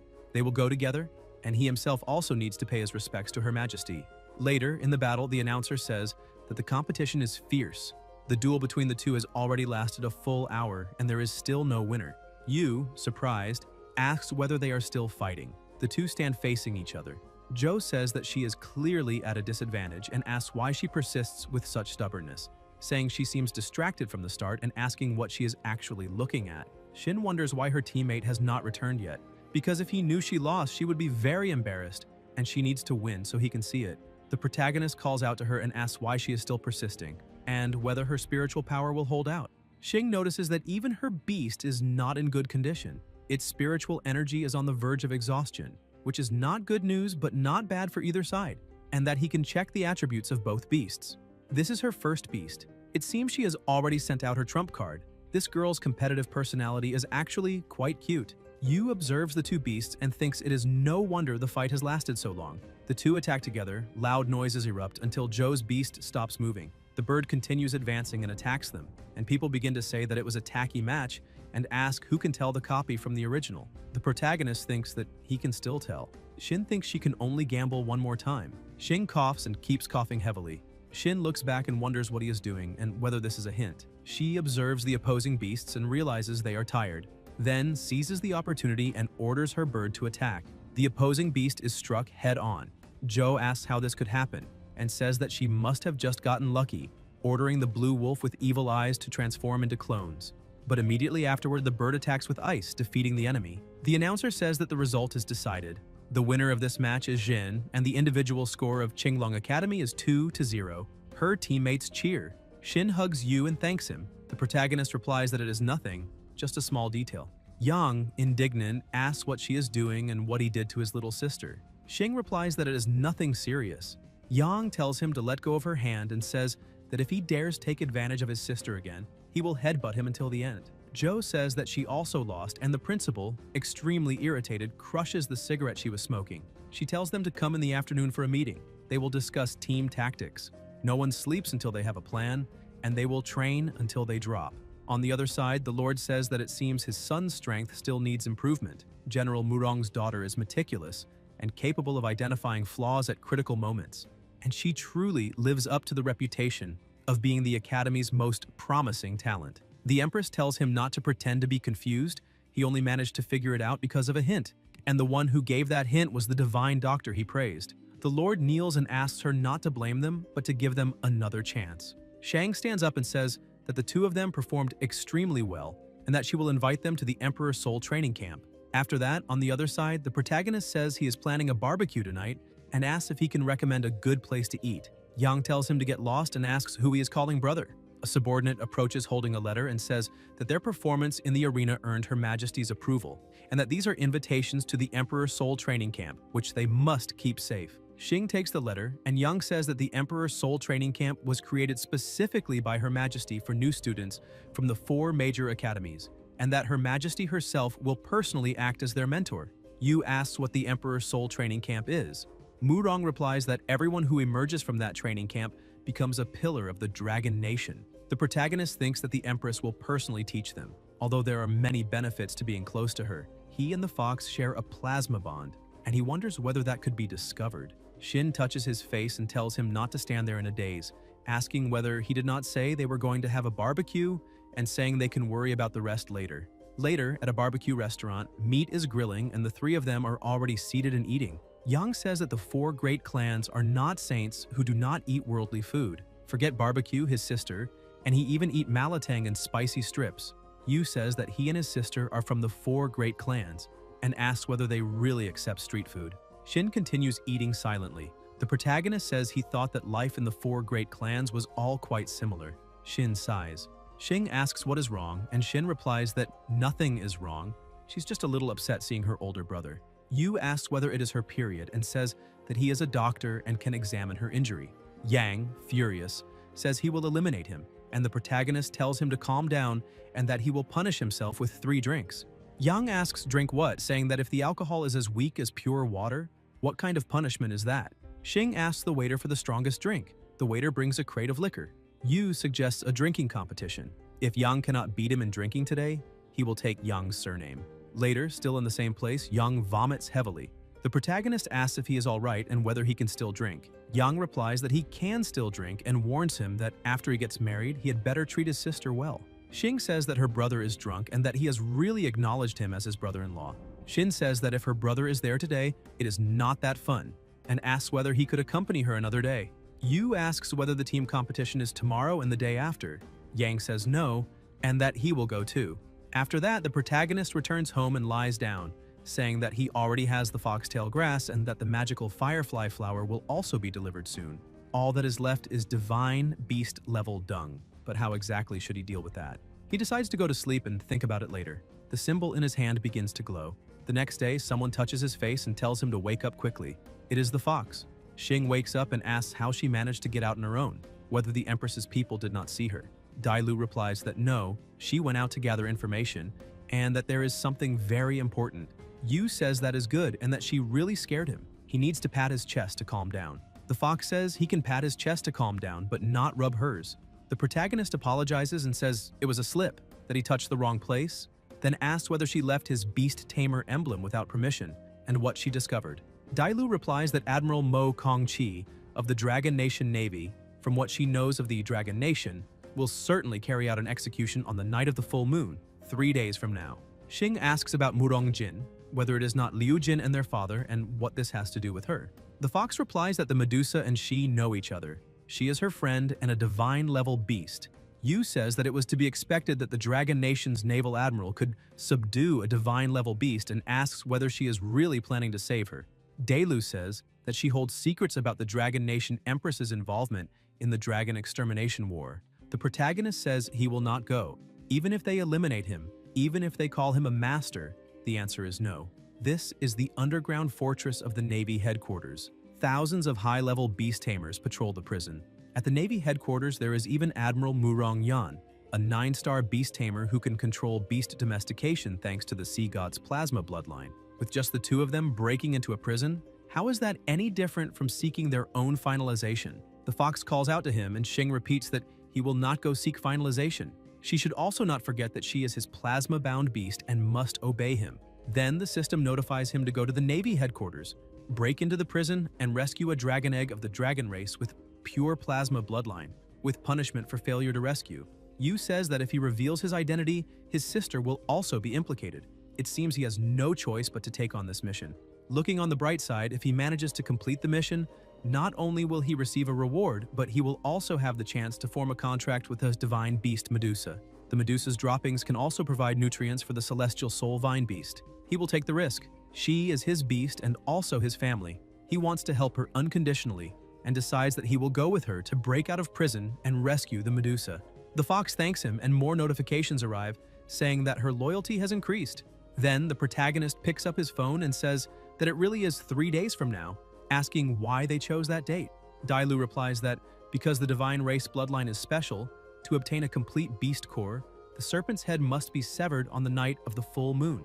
On the other hand, if it is finalized on any other day, the beast core will be incomplete. Xing says that a 2-star beast tamer breaking into the heavily guarded Navy headquarters is so improbable that it is not even worth mentioning. For now, he needs to return to his beast tamer emblem and prepare for the coming days, and the fox says she is counting on him. Elsewhere, amid flames and lava, Yu says that the water of this lake looks like fresh plasma, disgusting to look at, and asks why they chose this place. They say that during the Dragon War, a gigantic dragon fell into the fallen dragon lake, staining it with plasma and causing the water to remain like blazing magma. But this is only a rumor. After all, there is no concrete evidence. He says that this team battle is far too exciting and that if they lose a layer of skin, he wants to see what is in the lake. A light shines from within the water. There is a bone beneath the surface. The protagonist observes and wonders if it is a dragon bone, thinking that if a contracted beast absorbs it, it would be like evolving, and wonders again how they would take it out. Shin tells them to pay attention. Many people across the country are watching the live broadcast. Murong says that he has been spacing out since they arrived and that the competition is about to truly begin. A voice welcomes them to the team battle of this year's Supernova competition. The cameraman is filming. Elsewhere, Ruo watches and says that the Azure Dragon Academy versus White Tiger Academy features exceptionally talented competitors, asking which side will emerge victorious. And the child says that this is the match for Big Brother. At the battle site, many people have gathered. Xing says that Liu Jun is right and that he needs to show his performance to his sister and the others. Yu summons his beast and his teammates also summon their partners. Zhou says he does not want to train at night anymore and that they need to win. The opposing team also has their beast beside them, but one of them does not summon anything. The protagonist finds it strange and wonders why that guy is not summoning his beast. A voice says that before they finish summoning, he will attack first, and Yang orders his griffin to attack. The young man without a beast remains standing still, and Xing tells him to be careful. The bird is attacked, plasma splashes everywhere. The young man summons his beast. It is a monkey with an absurd aura. Shin, startled, asks whether it is a ninja shadow monkey. Murong says that a contracted beast capable of performing one or even multiple instantaneous shifts within a specific range seems like a very difficult opponent to deal with. The snake opens its huge mouth and uses its Sandblade Tornado ability, while the blue-eyed wolf uses its pupil technique, Shadow Clone. A very strong light is emitted, and Yang says this is bad. His vision is blurred, he has experience dealing with evil eyes, and asks whether it can be countered. Lin says that the Konglong evil eye only ran out of steam during prolonged combat. Now, with the sandstorm affecting his vision, he cannot distinguish the true body. Black Claw is struck, and the protagonist tells him to stay calm and push through the sandstorm. The wolf charges forward through the light. The monkey launches its attack, hurling the boomerang and hitting the wolf head-on. Xing tells him to use shadow form. Shin asks if he is alright, and Yu replies that it is fine and that he had already anticipated this situation. Murong says that using concentrated fire tactics against him is far too despicable. Shin says they are focusing on him and that she cannot let them succeed. The griffin uses heavenly lightning to disperse the evil eye's clones. The wolf clone is struck directly. The boy orders the ninja shadow monkey to continue attacking with the boomerang. Shin says absolutely not. The bone-winged bat beast must protect the infernal wolf. The boy says it is useless, that it will not be able to protect the infernal wolf for long, and that with the combined assault he will definitely be the first to be eliminated. Yu asks if he is serious and tells his beast to release demonic power. A dark energy spreads out. The boy, shocked, asks if he has fully recovered. The protagonist says the battle has only just begun. This is the healing effect of demonic power. All the infernal wolf's wounds have healed, and it has completely recovered. The boy observes and thinks that the three focus their attacks on the infernal wolf. If it were any other beast, it would have already fallen. The healing effect of demonic power is simply extraordinary. Then the monkey begins to retreat, the snake as well, and the wolf starts to tremble. The boy, confused, asks whether the beasts are afraid and whether demonic power can also exert mental pressure on enemies. The wolf releases its intense flames, causing a massive impact. Murong thinks that a single beast's skill simultaneously contains 4 different attributes: fire, wind, darkness, and demonic power. Infernal Fire Lotus, a truly versatile move. Black Claw continues unleashing searing flames. Joe orders the snake to use Sandstorm Tornado to extinguish the flames, and the python obeys. The flames remain stronger, and an explosion erupts. Joe asks how this is possible, saying that the sand attribute clearly counters the flame attribute. The protagonist asks about attribute counters and says that in the face of absolute power, that is nothing but a joke. Another terrifying explosion occurs, reaching even the cameraman. The smoke disperses, the python is wounded, and so are the others on the same team. Shin thinks that her partner truly did not use his full strength yesterday. Xing asks if this is the level of White Tiger Academy, and says that if so, he can take on all 3 alone. The boy tells him not to get emotional, that the plan has not changed, and that this time they must give it everything they have. The python attacks together with the monkey and the blue-eyed wolf, all at once toward Black Claw. Joe asks whether, even with demonic power, he can withstand an attack of this magnitude. The protagonist asks if he is serious. Then, another explosion occurs, the smoke clears, and Joe stares in shock. The wolf is even stronger, wrapped in a terrifying aura. The boy says that gathering one's own flames into armor is a combat skill that only transcendent fire element beasts can learn. Blazing Sun Armor. Joe asks what that is, and his partner replies that Blazing Sun Armor can withstand a large amount of explosive attacks and convert the absorbed energy into power for the armor itself. This combat skill greatly tests the beast's comprehension and the tamer's spiritual energy reserves, and asks why he knows such a move. Xing asks why he is so distracted and whether he has not noticed anything unusual. Joe and his partner begin looking around and ask whether the beasts have disappeared, saying they are in the air. The 3 beasts are floating. Then the monkey notices something. The bat leaps onto its back, releasing immense power. The boy says that the ninja shadow monkey does not have enough strength, is about to be pushed out of the arena, and that he can only summon his second beast. Another beast is summoned. It is a stone giant, and the master orders it to save the ninja shadow monkey. The protagonist says they finally forced out the 4th beast. The boy uses the giant's strength, and Freya blocks it. The boy says he has seen this in books and asks whether it appears to be a holy light angelic beast, and how a beast at the initial stage can block his adult stage stone giant. Xing says that this beast is far stronger than he imagined. The bat hurls the monkey away, causing a tremendous explosion. The first beast to be eliminated from the arena is the ninja shadow monkey. Unfortunately, competitor Heng, due to interference from the opponent, failed to save the beast. Yu continues with his 2 beasts intact and says he is not permitted to interfere in the next battle. He wants Freya to shine. The boy says this is arrogance and asks whether a mere initial stage beast wants to challenge several adult stage beasts. Joe tells his snake to teach that ignorant guy a lesson. The elf moves at high speed. The boy says this is very bad and tells them to protect the red python buried in the arena. Freya charges toward the snake. The python opens its huge mouth, releasing power, and the stone beast attacks together. Loud sounds erupt amid clouds of smoke. The commentator asks what just happened and tells the cameraman to quickly play it back in slow motion. The cameraman says he still cannot see clearly and will try slowing it down 1,000 times. Maybe then he can make something out. Murong asks what kind of combat skill that is and whether it is a light speed kick.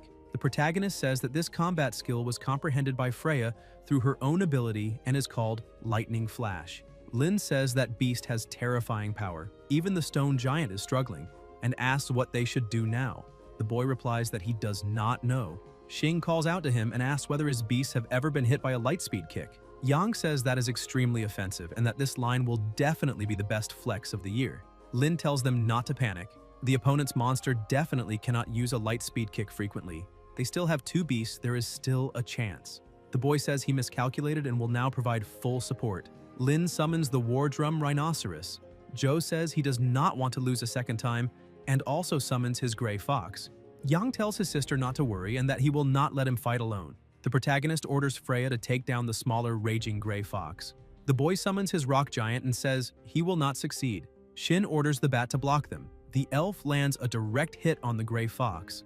The giant charges toward the bird and the rhinoceros opens its mouth, releasing tremendous power. The 3 enemies look on in shock. Lin says his spiritual power is running out, but looking at the opponent, there is still plenty left. Joe says he is also reaching his limit. His spiritual power is only enough for his beast to release one last combat skill. The boy says to use their ultimate skill. This is the last chance to turn the tables. Xing says their spiritual power is not abundant and they will likely use an all-out attack to try to flip the situation. This is the final round of the battle and they will also use their strongest ultimate skills. The boy orders his stone giant.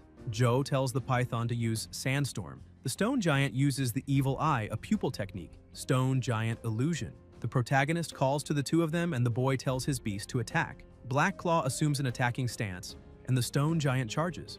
The boy asks whether the opponent has disappeared again, then looks on in shock as they retreat. The wolf releases flames and Xing says to deliver the finishing blow.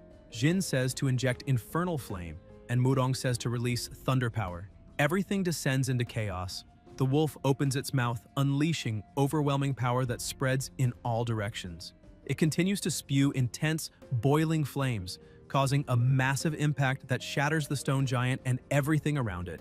Afterwards, still in the same place, the giant is defeated, along with the blue-eyed wolf clone and the python lying on the ground. The boy watches, puts a hand to his head, and says they have lost. The commentator announces that the battle has ended and that the winner is Azure Dragon Academy. The protagonist says they won.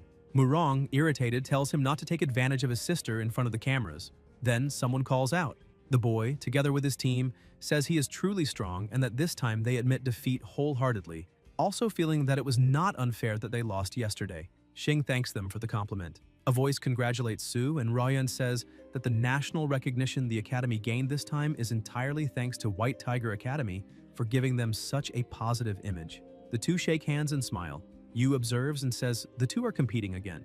Ju tells them to keep an eye on her student. Perhaps next year he will be her student. Su asks whether they want to steal her talent and whether they even have the ability to do so, then tells her student to come over for a moment. Ryan touches his shoulder and hugs him, saying that he saved his teammate's life and that she will definitely stand by his side. The protagonist tells her not to do that because they are still live. Elsewhere, Ruo watches this scene and becomes extremely irritated, thinking that woman is despicable. Later that night, Xing is walking around saying he can still drink and wants another round. Yang finds it strange and asks whether this kid was not able to drink quite a lot yesterday. Yet today he is already drunk after just 2 bottles. Shin says maybe he's not very good at drinking cocktails. They leave Yu at his house and close the door. The protagonist opens his eyes and calls the fox to go with him to the fallen dragon lake. Dailu asks whether he is not drunk and where he intends to go in the middle of the night. Xing replies that he has figured out a way to save the Medusa and needs her to come with him. The fox is surprised and asks if it is true. Yu replies that to escape the prison, she needs to break through via evolution. She has been stuck at the 3rd stage of the Beast Emperor for a very long time, and the dragon power within her body has not yet been completely eliminated. And he asks whether obtaining a pure plasma dragon bone would solve this. The fox asks where they could find a pure plasma dragon bone and what exactly a dragon bone is used for. The host says that time is passing minute by minute, and the number of demonic beasts hunted by both of them has already broken records. The wolf bites its target, and Shin thinks she cannot believe it can snatch something that is flying in the sky. She rushes forward to grab another beast, but the wolf is faster and Shin calls it an old fox. The protagonist says there is less than half a minute left and that she cannot beat him now, and the commentator states that, barring any unforeseen events, everything indicates that first place will go to Yu. A monster is behind the rocks, watching them approach until the lion leaps out, and the host asks what is happening and how there can be a fully evolved level 3 demonic beast there. The protagonist jumps onto the wolf and the lion keeps advancing. Xing stares at it and says, "This is bad." Shin looks on in surprise. Yu ends up slipping off a cliff but manages to grab onto a branch. Shin reaches out her hand and tells him to give it to her. The protagonist looks to the side and realizes it is Yan again. The branch begins to crack and Shin shouts his name. At the broadcasting station, Chen says that he himself wants to save his students. Su tells him not to worry, that they are also her students and she will not allow anything to happen to them. Chen says he will request that the security department immediately initiate emergency rescue procedures. Sheng thinks that with a small trick, that boy will surely go meet the king of hell. At the base of the mountain cliff, the protagonist opens his eyes and realizes he is still alive, and remembers that all of this was Wang's doing once again. But this time, he is certain he will not let him escape. Xing looks to the side and realizes that his wolf is lying there injured, and asks if he used his own body as a cushion to save it. Yu summons a potion and tells his beast to ingest those nutrients, and the pain will pass. Suddenly it starts to rain. The protagonist watches and says he will take his beast to a place to shelter from the rain. Inside a cave, Xing asks when this rain will stop, thinks that his sister must be worried and would like to know how she is. Then someone approaches. Yu wonders if there is someone in the cave. Someone strikes him, and a woman says that he has already seen her face, the Empress, so she can only eliminate him. The protagonist uses his eye ability and notices that she is a nine-tailed demonic fox. And he can also see her other data, and Xing thinks that then she is a demonic beast. The fox says she did not expect him to recognize her true form, and Xing thinks that even knowing it, he cannot defeat her, because a demonic beast at the level of a beastly emperor has power beyond resistance. The fox says it seems she cannot let him live. Yu coughs and tells her to wait, and also states that she was injured by a pure plasma dragon and will certainly lose her life in half an hour. The fox asks how he can know that. She releases him, and the protagonist thinks this is his chance. Then Xing reflects a light onto her face, and the fox puts a hand over her face. Yu says he already knows she is a nine-tailed demonic fox and asks how he could be unaware of such a small detail. The system notifies that she will lose her life in half an hour. Pathological analysis, injured by a pure plasma dragon, the dragon's power entered the body, the heart meridian is damaged, chi and plasma are flowing in reverse. The protagonist thinks that although he does not know why the race of pure plasma dragons, extinct for 300 years, has reappeared, he must stabilize her first, and says that he can save her. The fox says he is just a one-star beast tamer and asks if he really can heal her, and also states that her injuries were caused by a pure blood dragon, and that even the most experienced veterinarians would probably have difficulty. Xing says it is not difficult and that he can save her. He needs her to sign a plasma pact with him. Still in the cave, the fox becomes irritated and begins to gather her power, asking if he wants her to submit to him and become his beast. Yu replies that that is exactly it. The fox says he is asking to lose his life. She starts choking him, and the protagonist says that killing him is easy, but if he loses his life, she will not live either. The fox wonders if she really needs to submit to this human until she feels a strange sensation. Xing says that the dragon's power has already deeply invaded her heart meridian, and that if she does not sign the plasma pact with him soon, it will be too late. The fox thinks she has no choice, that she cannot lose her life yet because she has a task her sister gave her. The fox looks at him and says she is willing to make a plasma pact with him. Yu bites his own finger, from which plasma begins to flow, and places it on her forehead, and a very strong light is emitted.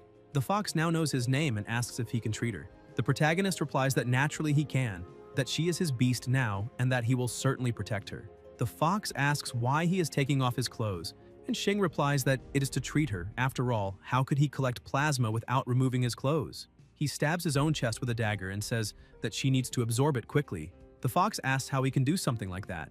Yu replies that the plasma from his heart can protect her heart meridian. The fox thinks that she no longer cares about anything. Her heart meridian seems to be surrounded by a force, and the protagonist says that the injury is temporarily healed, then asks if he can know her name.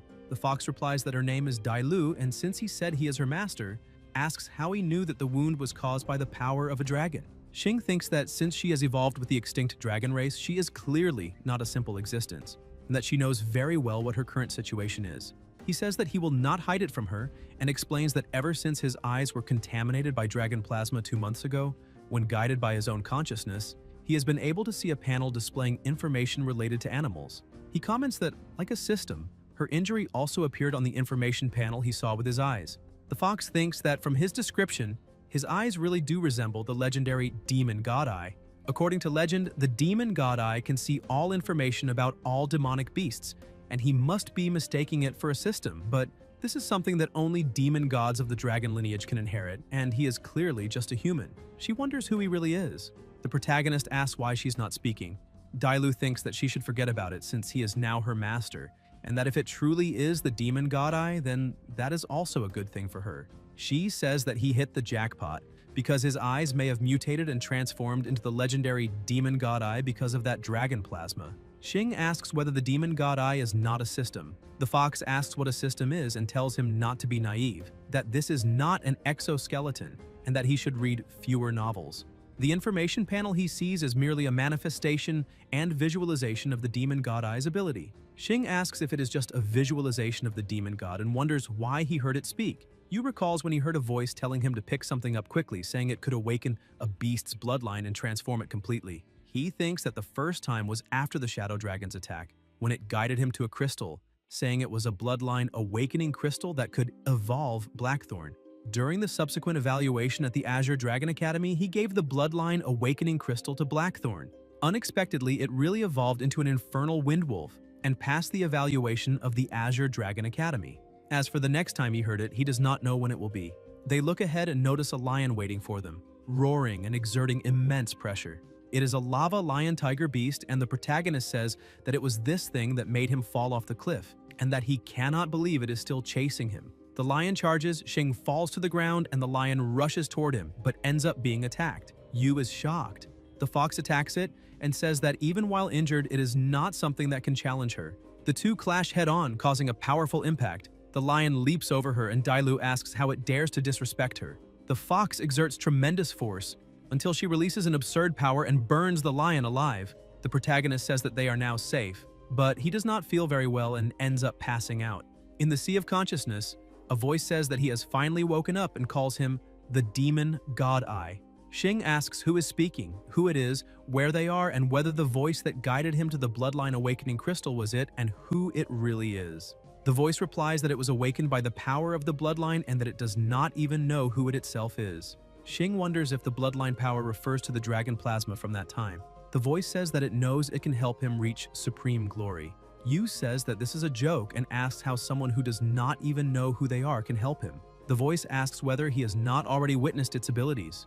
The protagonist thinks that the system panels he had mistaken were, in fact, its work. The dragon says that it can see all information of demonic beings and that, as long as he summons it with his consciousness, it will appear. It also says that by following its instructions, he will certainly become a dragon among men in the future. Xing asks what the purpose of all this is, and the dragon replies that perhaps it is to recover its memories. Yu asks why it is only appearing now, and the dragon replies that only with its growing strength can it communicate stably with his consciousness. The protagonist asks where this place is and how he ended up there. The dragon replies that this is the space of the Sea of Consciousness connected to his own, and that after he fainted, it took the opportunity to see him, adding that it is also time for him to wake up. Xing asks when they will meet again, and the dragon replies that it is always by his side. In the hospital, Yu wakes up and wonders how he ended up there, since he was still in the cave. The teachers ask if he is awake, and the protagonist says he made everyone worry. He remembers that he should still be in the cave at the bottom of the cliff and questions how he got there. Su says that the rescue team found him near the cave and that he was already unconscious when they found him. The strangest thing is that the rescue team also found the body of a lava lion-tiger beast near the cave, less than 100 meters from where he was rescued, and she asks if he knows what happened. Xing asks if she said he himself was unconscious at the time and how he could know what happened, and states that she would not suspect that a one-star beast tamer like him, who almost lost his life, could have eliminated a lava lion-tiger beast.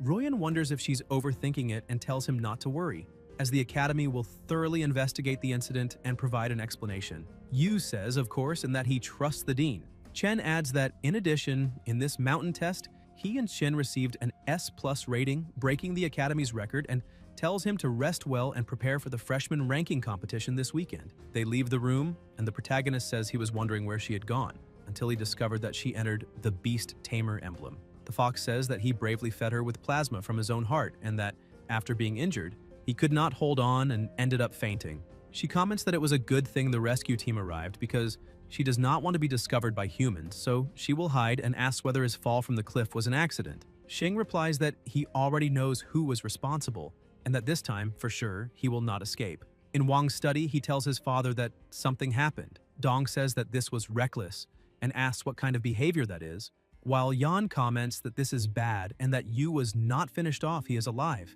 Yan also says that if they did not eliminate him last time, he will take revenge, and that he also has the support of the Azure Sky Guild. Sheng asks about retaliation and what that accidental fall on the mountain has to do with them, and questions whether, even if Yu suspects them, he would have any proof. Wang, in despair, asks what he should do now. Dong replies that naturally, if they do not finish him off at once, they should not stop but eliminate him completely. Sheng hands a small box to his son. At the family apartment, someone calls the protagonist. It is Wu, who says that it is truly a blessing from the heavens that he is alive, returned safely, and even took first place in the competition. Something incredible, stating that he does not even need a reason to admire him, and that if he finds out who the bastard was who harmed him, he will teach that person a lesson. Xing thinks that it seems everyone was worried about him. Wu also says that the freshman ranking competition was postponed, that only he is left to reach the top, and that it will be easy, wishing that their friendship lasts forever. Yu tells him to wait and asks if the competition was postponed waiting for him. Wu replies that he probably does not know, but that his disappearance has already become a very talked about topic, and that all work was delayed, including the freshman ranking competition. The freshman ranking competition is a major annual event at Qinglong Academy. First-year students will be divided into groups, and the order of competition will be determined by drawing lots. After the top 8 are decided, the top 3 will compete against each other. This is an intense and thrilling battle of life or elimination, which puts the future of the freshman on the line. And he cannot be late. The protagonist says he knows and that he should rest a bit earlier. He thinks about the freshman ranking competition and that if he achieves a good placement, he will certainly attract attention, receive incentives, and have more resources allocated by the academy. For a beast to release its abilities, the beast tamer needs to provide sufficient spiritual power. The higher the level of the beast, the more spiritual power is required to cast abilities. Xing also thinks that with the academy's resources, he will certainly be able to increase his spiritual power more quickly, and that he needs to avoid a repeat of the last situation, when Delu used her ability and drained all of his spiritual power. To completely eradicate that family's father and son, he must rely on Delu's power. With energy self-consumption in mind, before the start of the freshman ranking competition, he wonders how he can increase his spiritual power and thinks about asking. He appears in another place, and the voice asks if he wants to take a shortcut.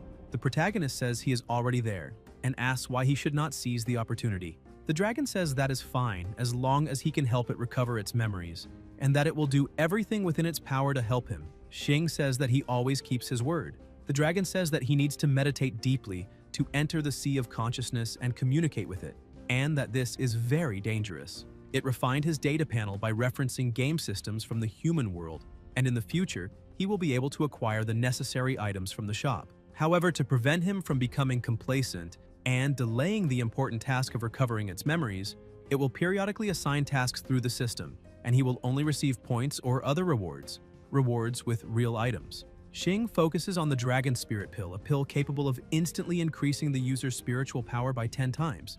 But after 5 minutes, it will have a side effect leading to a period of weakness. The dragon says that this pill should be exactly what he is thinking of, but that the side effects are significant, so he must use it carefully, and for now consider it a gift. From now on, he will have to obtain what he wants on his own. From this point forward, he only needs to silently chant, "Beast Tamer breaks the void." Sacred Screen obeys the command to summon the system. He needs to rest from now on, and unless there is a special situation, should not visit it so easily. Yu says he will not disturb its rest and asks if he can leave. The dragon asks if he will not disappoint it. At the family apartment, a voice says he is going to school. Ruo says that he has just recovered and should take it easy, and the child also tells him to protect himself. The protagonist replies that he understands and thinks that today is the freshman ranking competition, and wonders whether old Wu might miss him. Then Xing picks up a piece of paper and asks what it is.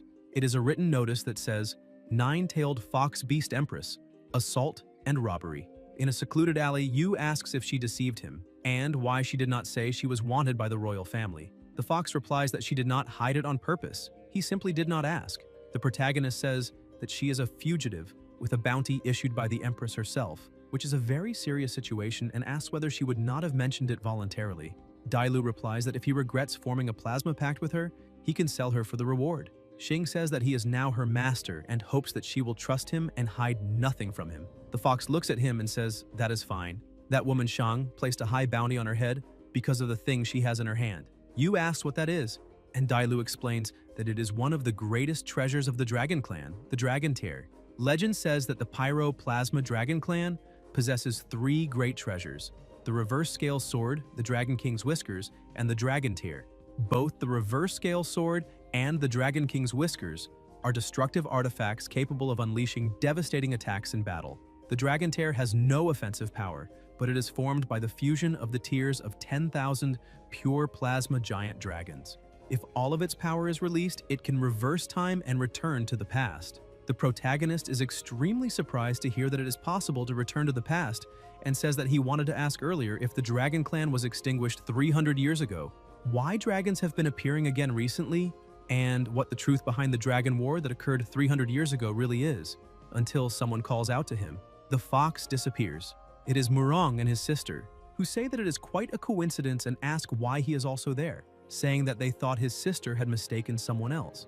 Murong says that he is very lucky to be alive, and that he should be careful not to lose his life next time. Shin thinks that her brother clearly cares about him and wonders why he has to say it in such a harsh way.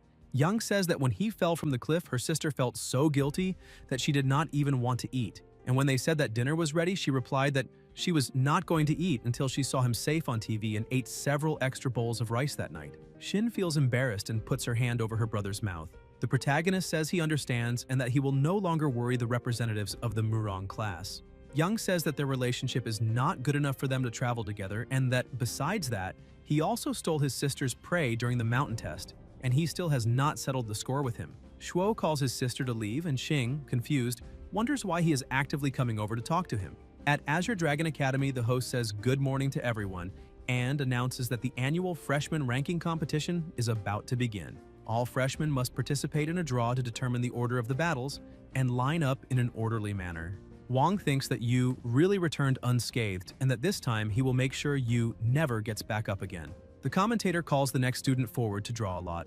The students nearby comment that it is him, that he relies on his father's power and influence to harass female students in the library, and say that this guy is the biggest joke in the academy. Yan hears this and thinks that this was the humiliation Yu caused him. The host announces that they are already in the first round 7th match. Wang smiles sinisterly and thinks that today Yu will pay 100-fold. The commentator calls Yan and Yu. People become excited to watch this fight and say that it is quite a coincidence that enemies truly meet on a narrow road. Wang thinks for his father not to worry, that he will not disappoint his expectations, and says that later in the arena, he will cripple Yu's beast himself. The protagonist asks if that is really so and says he is waiting. In the arena, they enter. Murong asks why his sister is always staring at Xing, and she asks if he did not feel it. Yang asks what she means by feel, and Shin replies that ever since Yu was rescued, after falling off the cliff, his aura has become much stronger. Su wonders what exactly he went through during these few days. The host says that the first round, 7th match, Yu versus Yan, may begin. Wang charges forward quickly. The protagonist takes an attacking stance and summons Blackthorn. Yan summons the leopard and uses the Ice Flame skill. The commentator says that the electronic screen is displaying the beast's information detected by the Beast-Taming tester, and that the audience should pay close attention. Shin notices the aura and says that something is wrong, thinking that judging by the current aura of the Infernal Windwolf, its level is above the early stage of rank 1. But the Beast-Taming tester cannot be wrong. The Infernal Windwolf's level is indeed early stage rank 1. It is very strange, unless Yu is deliberately suppressing the Infernal Windwolf's level, hoping to achieve a breakthrough evolution during this competition. The leopard and the wolf exchange fierce and powerful blows. The leopard releases its shattered frozen sky skill from its mouth. It is a strong power that spreads even to the audience, making them feel cold. The smoke dissipates and the wolf appears behind it and uses Infernal Roar, releasing a terrifying power and blasting the leopard away. The people in the audience begin to feel heat because of the intense power. The host says it is a spectacular duel, freezing cold one moment, scorching heat the next. The protagonist tells his beast to use Silent Claw, and the commentator also says that he is the first to use Dark Attribute combat skills. The wolf becomes even stronger and strikes the opponent. The host says that the 6-clawed Rift Leopard has been hit by Silent Claw and is unable to use any abilities. Wang asks if he thinks he himself will fall in the same place twice. Yan moves his hand, the leopard nods, stands still, and begins releasing ice, slams its paw on the ground, and emits an extremely bright light. Shin asks how he suddenly became so strong. The leopard is extremely powerful with an absurd aura, and whether he used some kind of forbidden drug that allows temporary power boosts. He says that in order to defeat him, he forced his beast to ingest forbidden drugs. Wang tells him to mind his own business. Then Yan uses Ice Flame, Ice Blade Storm, and the leopard releases an enormous amount of ice. The wolf stands its ground and Xing tells it to hold on. Wang says it is not over yet and orders his beast to use Ice Flame and the shattered Ice Hammer. The ice increases in quantity, becoming even stronger, being released and causing a massive impact. People ask how he suddenly became so powerful, and Yu is at a disadvantage and may lose the match. Wang says that in the last arena fight, he let Yu win, but this time, he will show his true strength. Dong asks whether his son's talent is not inferior to his own. Su turns serious and thinks that the 6-clawed Rift Leopard suddenly becoming stronger must involve some kind of trick. Otherwise, she truly would not believe it. What a foolish father and son pair. The commentator says that Yu's current situation is far from good and that, at this pace, the Infernal Windwolf might not only lose, but also suffer long-lasting side effects. Everyone grows tense, watching closely, and the host asks whether the outcome is already decided and if Yu still has any chance to turn the situation around. The protagonist wonders whether they really think the more than 100 demonic beasts he hunted in Yinnam Mountain were vegetarians. Xing orders his beast to use infernal fire lotus, and flames begin to rise. Wang looks horrified and tells the leopard to run, but there is no time and it is hit head-on. The wolf stares at it and releases even more flames. Chen watches with a smile and says that this is the fire attribute battle skill, Infernal Fire Lotus. Su thinks that being able to use a battle skill that only a fully formed beast can release means his future is limitless. Dong thinks that he is growing far too fast and truly cannot be allowed to live. The host says that the audience is not mistaken. Yu has used a battle skill of a fully formed fire attribute beast. The Infernal Wind Wolf is currently only at the initial stage, yet it has already learned a high-level battle skill far beyond its rank. At this rate, Yu may surpass Yi and become the #1 genius of Azure Dragon Academy. The leopard is burned, the smoke disperses, and the leopard lies defeated on the ground. The crowd watches in deadly silence, and the host announces that the winner is Yu. The crowd erupts in cheers, saying this guy is a true monster. The Infernal Fire Lotus is terrifying as expected. Looking at the massive electronic screen, the Infernal Wind Wolf statistics change from early Stage 1 to Stage 3. Xing has set an unprecedented record since Azure Dragon Academy began hosting the freshman ranking competition. This is the first time a beast has advanced 2 stages in the arena, and the one who created this miracle is none other than Yu. The leopard remains collapsed on the ground, and the protagonist congratulates his beast, thinking that after hunting dozens of demonic beasts in the mountain, Blackfang was attacked by a lava lion tiger beast. Having gone through the baptism of life and elimination, Blackfang had already reached the critical point of advancement. He used the 6-clawed Rift Leopard, which neutralizes Blackfang's seal attribute battle skills, to push it to the limit and allow it to be reborn from the cocoon. Dong says that everything requires evidence and asks where the proof is. Xing wonders what kind of trouble Dong is trying to stir up now and thinks he would like to see it. Sheng says that the competition rules require stopping before causing fatal injuries, and asks whether the fact that the 6-clawed Rift Leopard was eliminated in the arena is not proof enough. People nearby say that although Yu is talented, he is ruthless and should not be kept, that if there truly is a problem with his character, he should be expelled, and that favoritism cannot be allowed. Su says that the Academy will certainly conduct a thorough investigation and give everyone an explanation. However, until the truth comes to light, anyone who tries to frame her student will not escape consequences from her, and she orders that the body of the 6-clawed Rift Leopard be brought over so the beast doctor can perform an autopsy. They take the leopard away and begin analyzing it. Ryan asks how it is going and whether they found anything, and the doctor replies that he found massive internal hemorrhaging, which must have been caused by the Infernal Fire Lotus. Dong thinks how fortunate it is that he bribed the Academy's beast doctor in advance, knowing that the dean, with her meticulous mind, would try this tactic, and asks if she heard that, saying that even the doctor confirmed it. The protagonist steps forward and asks which eliminator would dare defend an evil strike in front of everyone, adding that although Blackfang's Infernal Fire Lotus attack is devastating, the 6-clawed Rift Leopard's body clearly lost its life due to massive internal hemorrhaging. People nearby say that it makes sense, that he would not need to do something like that in full view of everyone, and that moreover, a soul attack would not cause physical damage. Xing asks whether the diagnosis is truly beyond dispute, and the doctor hesitates to speak. Yu advises the doctor not to sacrifice his career as a beast veterinarian for a small personal gain, and to think carefully before speaking. The doctor wonders what he should do, and whether he has already been exposed.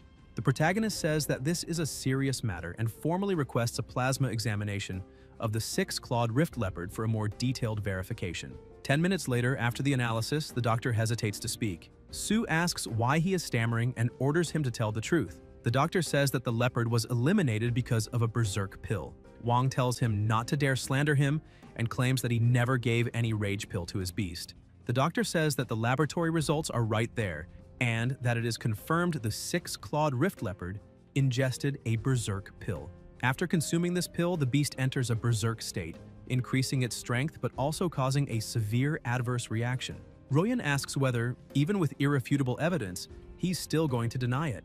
People nearby say that the Vice Dean's son is truly cruel for giving such a drug to his own beast, and that they cannot believe such an inhumane person did this. Wang begs his father to save him. Dong asks whether his son can be given one more chance. Su tells him not to forget his identity because he is not only a father, but also the Vice Dean of Azure Dragon Academy, and that if he wants to engage in private misconduct, he should leave the academy together with his son. Sheng thinks that if this continues, he will also be implicated, and says that Wang violated school regulations by giving a berserk pill to a beast, and that expulsion is the punishment. Wang asks whether even his own father is going to expel him. Dong replies that the fact that he took the berserk pill is undeniable, that all that remains is to reach a settlement, but that he will definitely take revenge, and that someone must expel this malicious person from the school. The host says that it is finally over, and that he heard the list of the top 8 has already been announced. Yu is truly the biggest surprise among this year's freshmen,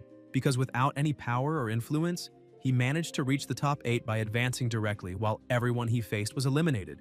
Murong says that Yu made it into the top 8, that he stole many eliminations in the mountain test, and that when he faces him tomorrow, he will definitely avenge her. But Shin says no, because she herself is looking forward to defeating him tomorrow.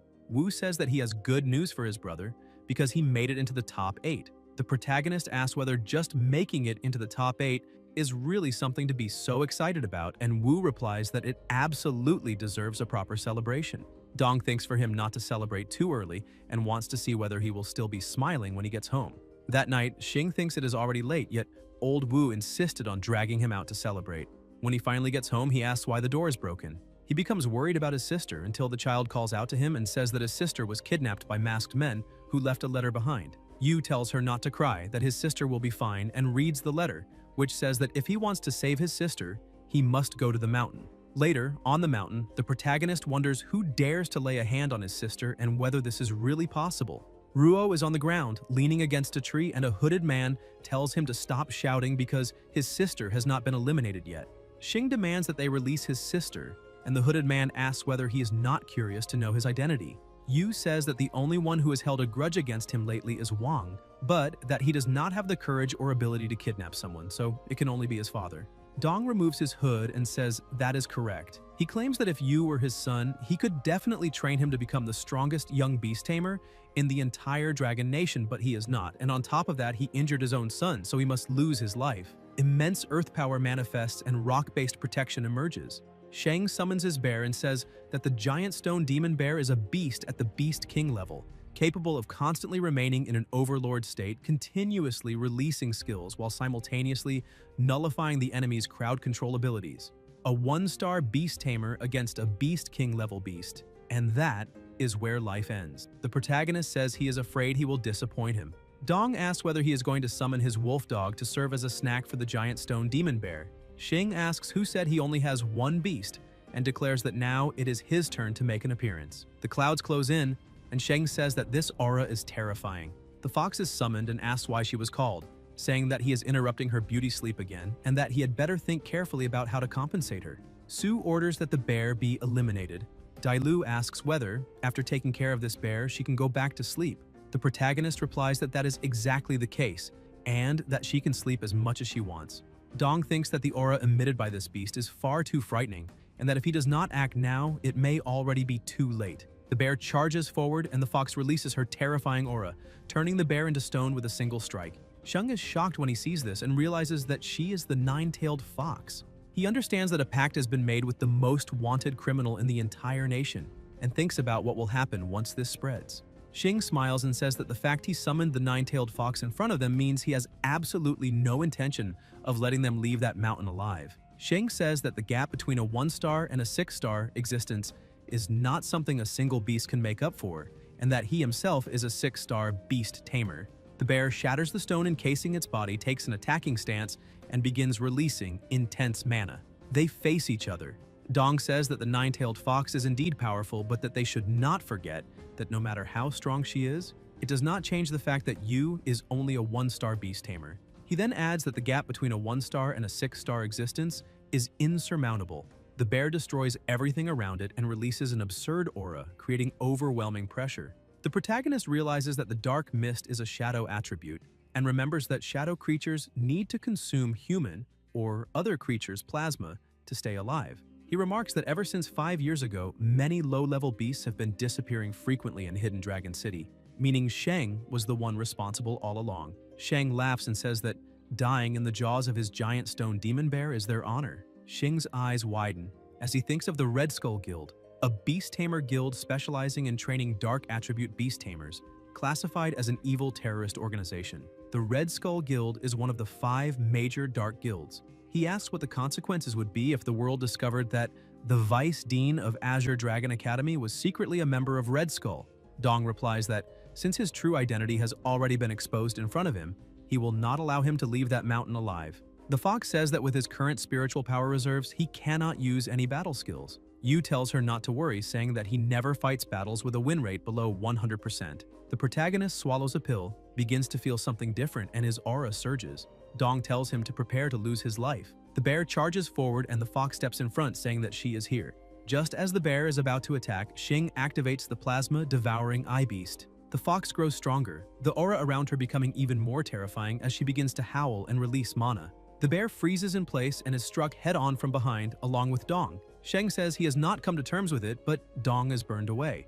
Immediately after, the protagonist jumps off the cliff and wonders if this is the side effect of consuming the dragon spirit pill. Xing ends up losing consciousness. The fox panics and tells him not to fall asleep. Then someone approaches and grabs her by the neck. It is Ruo, who keeps holding her by the throat and thinks that her aura is terrifying. She is revered as a Beast Emperor level demonic beast, yet she never expected her to have formed a pact with her brother. Dailu asks about the power of the dragon.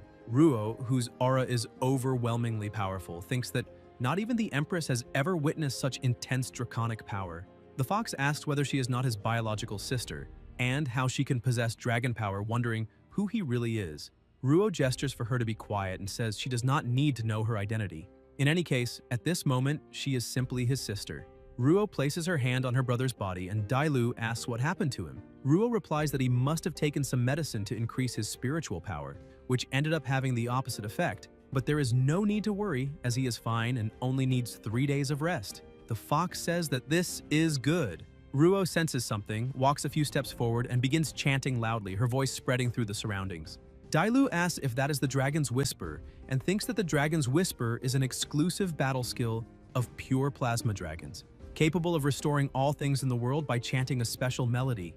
Ruo says that she has erased all traces of that night's battle, and that aside from herself, her brother, and Dailu, no one else will ever know what happened. The fox comments that, as far as she knows, among the pure plasma dragons, only one has platinum-colored scales, and her name is Chaos. Ruo says she does not care that Dailu is wanted by the Empress of the Dragon Nation, but since she has formed a plasma pact with her brother, she must not harbor any doubts and must properly assist her brother in the future. She states that she will do nothing against Dailu, but if she ever does otherwise, she will immediately cut off all 9 of her tails and asks if she understands. Dailu answers that she does.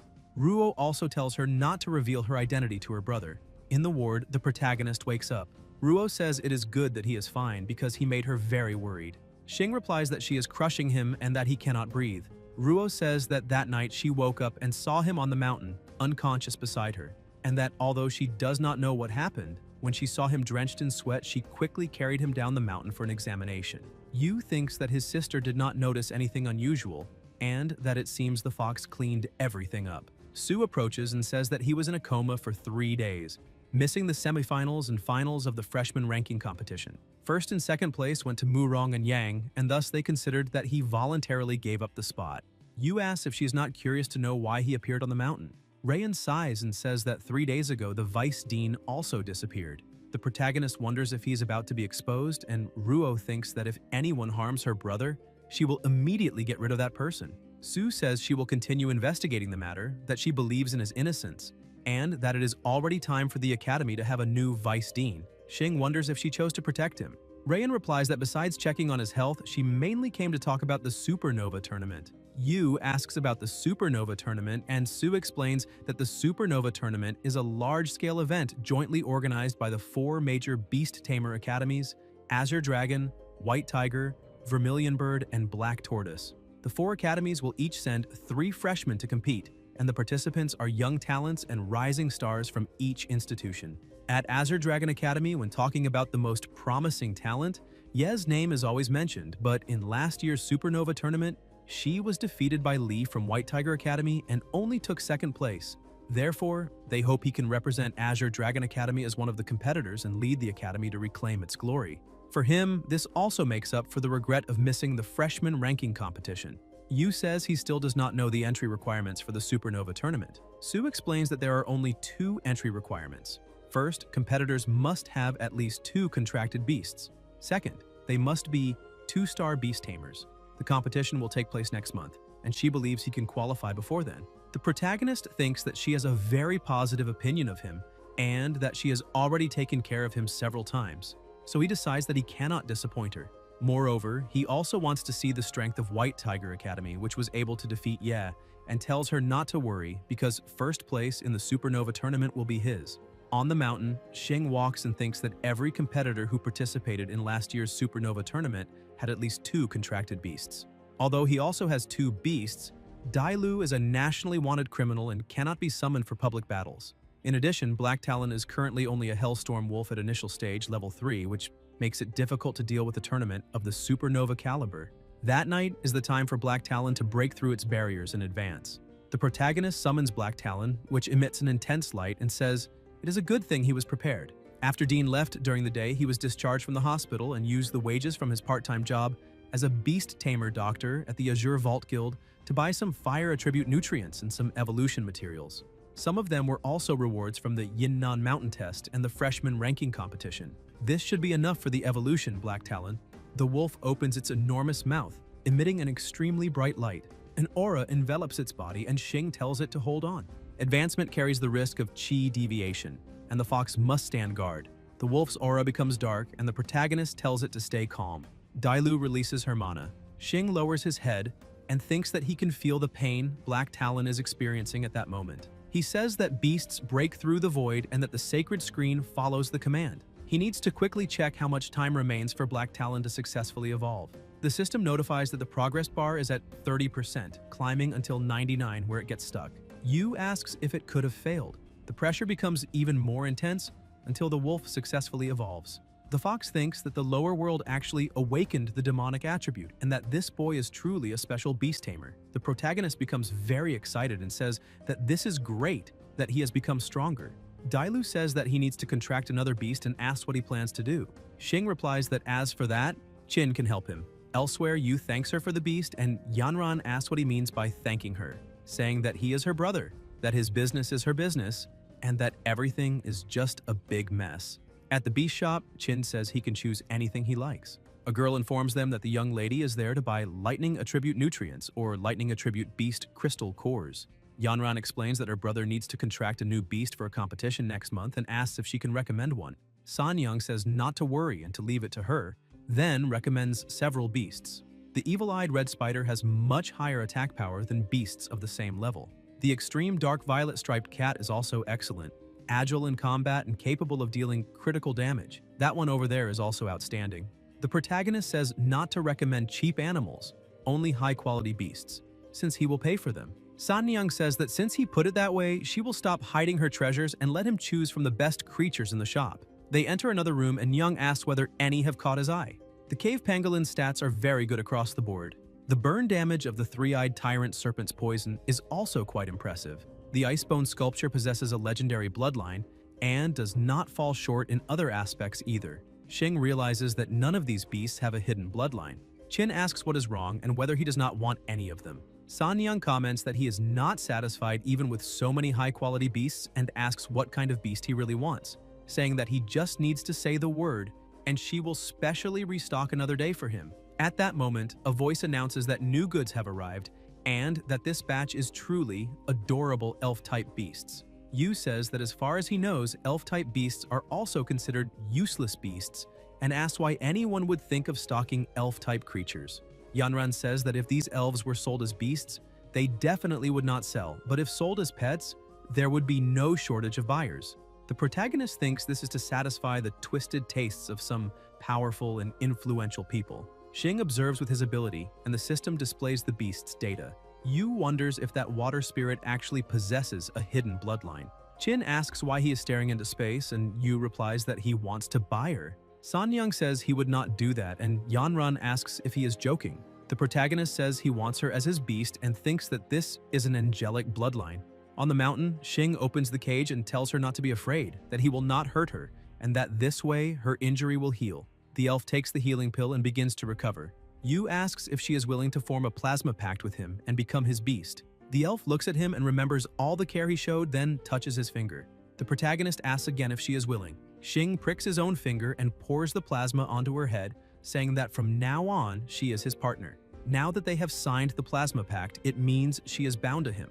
Yu also thinks that indeed, after signing a plasma pact, the Beast and the Master become even closer. He says that this is a bloodline awakening crystal, and that he has already crushed it, and that she will evolve after eating it. Then the elf begins to eat, and after ingesting a piece, she feels something strange. An energy begins to be released around her body, and the protagonist tells her to keep eating, that she will be fine after enduring it.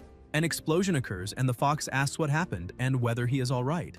Xing replies that he is fine. An energy begins to gather around an egg, and when the egg cracks, the elf changes her appearance and successfully evolves, becoming even stronger. Yu says that the hidden bloodline has been activated and the system displays the data. The protagonist says that on the day he becomes a 9-star beast tamer, she will be able to evolve into a 12-winged seraph. He says that he has not yet given her a name and mentions that before awakening the hidden bloodline, she was a water elemental spirit. He then asks what she thinks about being called Freya.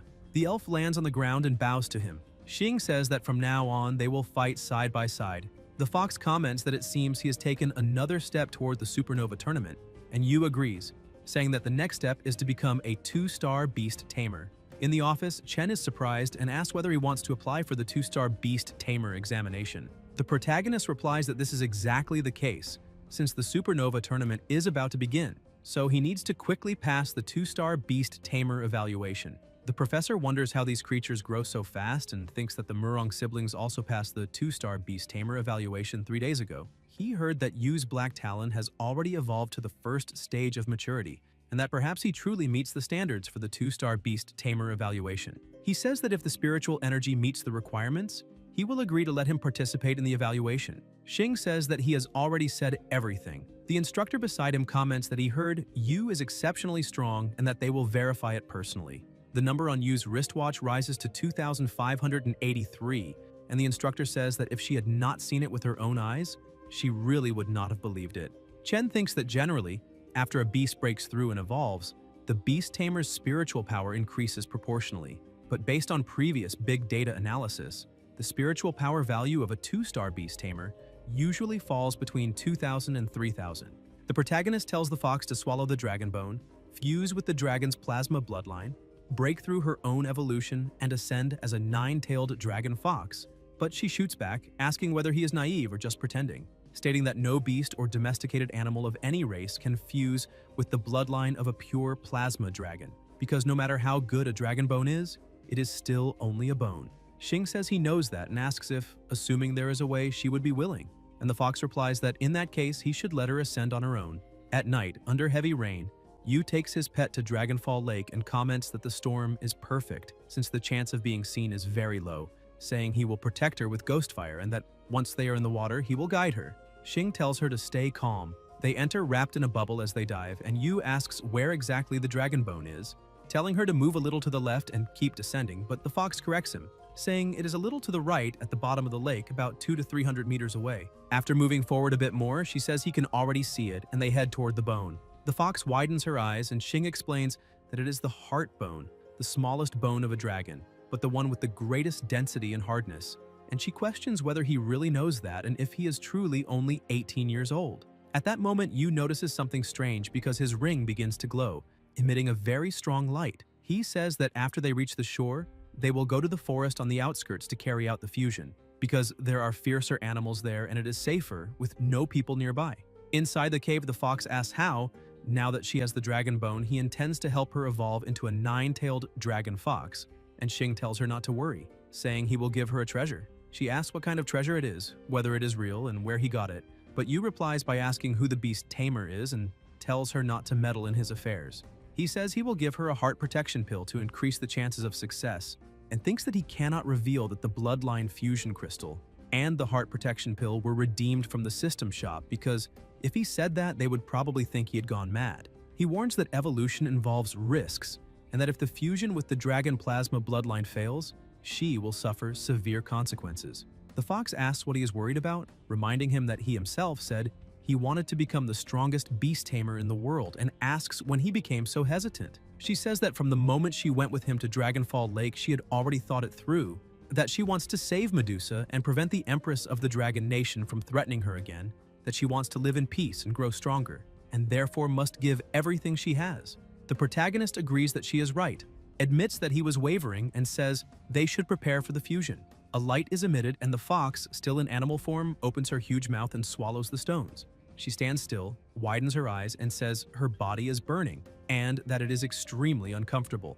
Then she moves quickly and begins to run while Xing realizes that the bloodline fusion crystal is starting to take effect and tells her to hold on, saying she will be able to endure it. Suddenly, an explosion of smoke occurs. The fox looks to the side, smiles as she faces the image of the Empress, and feels her pupils tremble. Yu jumps to her side and tells her to control her instincts because this is not the time for revenge, asking if she remembers what she just said, and warning that if she cannot control herself, everything will be lost. She calls out to him. The protagonist insists that she must resist, says he will stay by her side while she grows stronger, that he will accompany her in her revenge and allow her to live under the sun, promising that he will be with her forever. The fox tells him to move away quickly. She opens her mouth and releases an enormous wind and pressure, and Xing tries to hold himself steady while asking if she failed and whether she is all right. When the smoke clears, the fox returns to human form and stands frozen for a moment. Yu becomes excited and says she succeeded.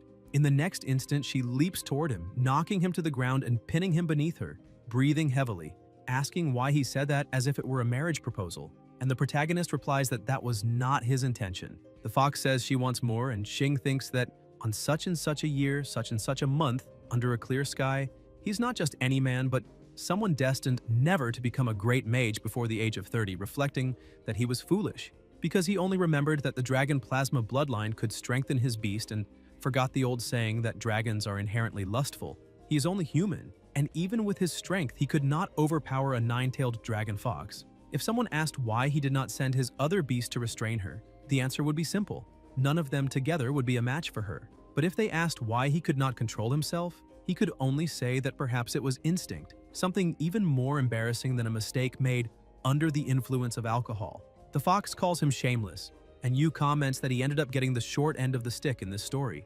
Dailu complains that she could not hold back and that if they go back, they will certainly mock her. The protagonist asks her to get dressed since staying naked is inappropriate, but she snaps back that he already saw and did what he should not have, and now wants to act like a gentleman, calling that hypocrisy. Xing replies that they are both adults and says that if it worked on the very first attempt, then he will take responsibility for her daily life, which irritates her enough to hit him.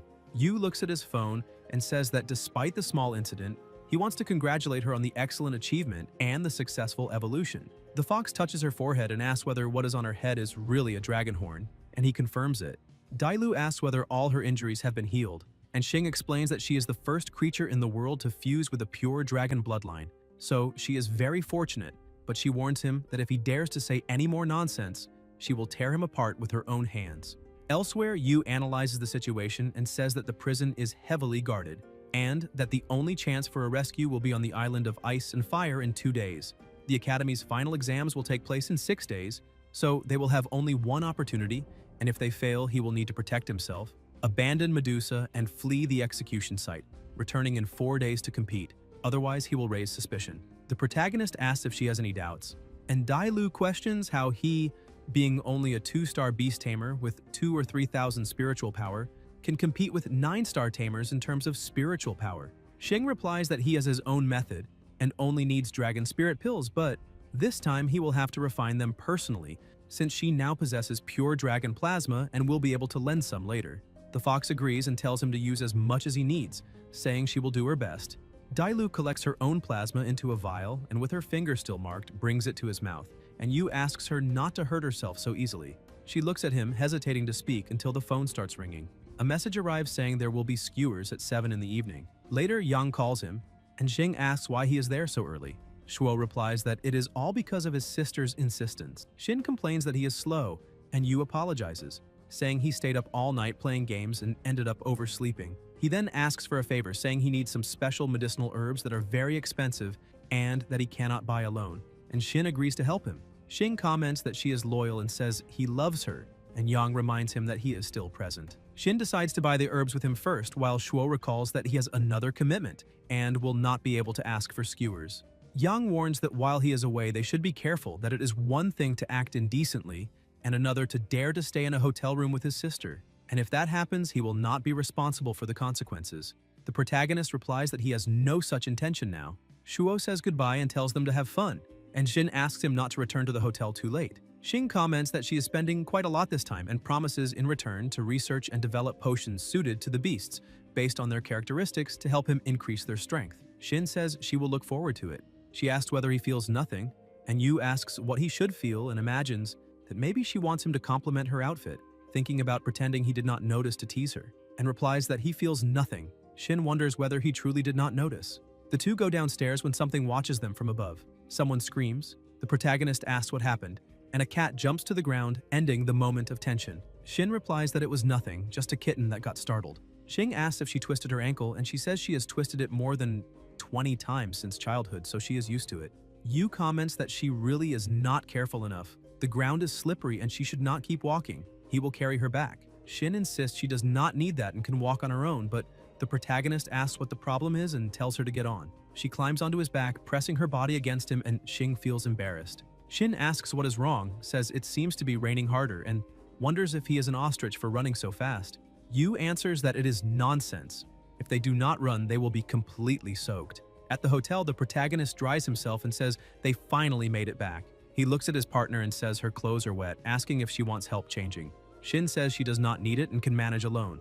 Yu then asks if he should massage her ankle. He kneels down and begins to massage it, saying the first injury to her ankle was probably caused by a demonic beast. Shin is surprised and asks how he knows, and Shin replies that he is a doctor. He can heal animals and people the same way. She says it happened when she was 5, during a boat trip with her father. A tsunami struck the fleet. Countless aquatic monsters attacked.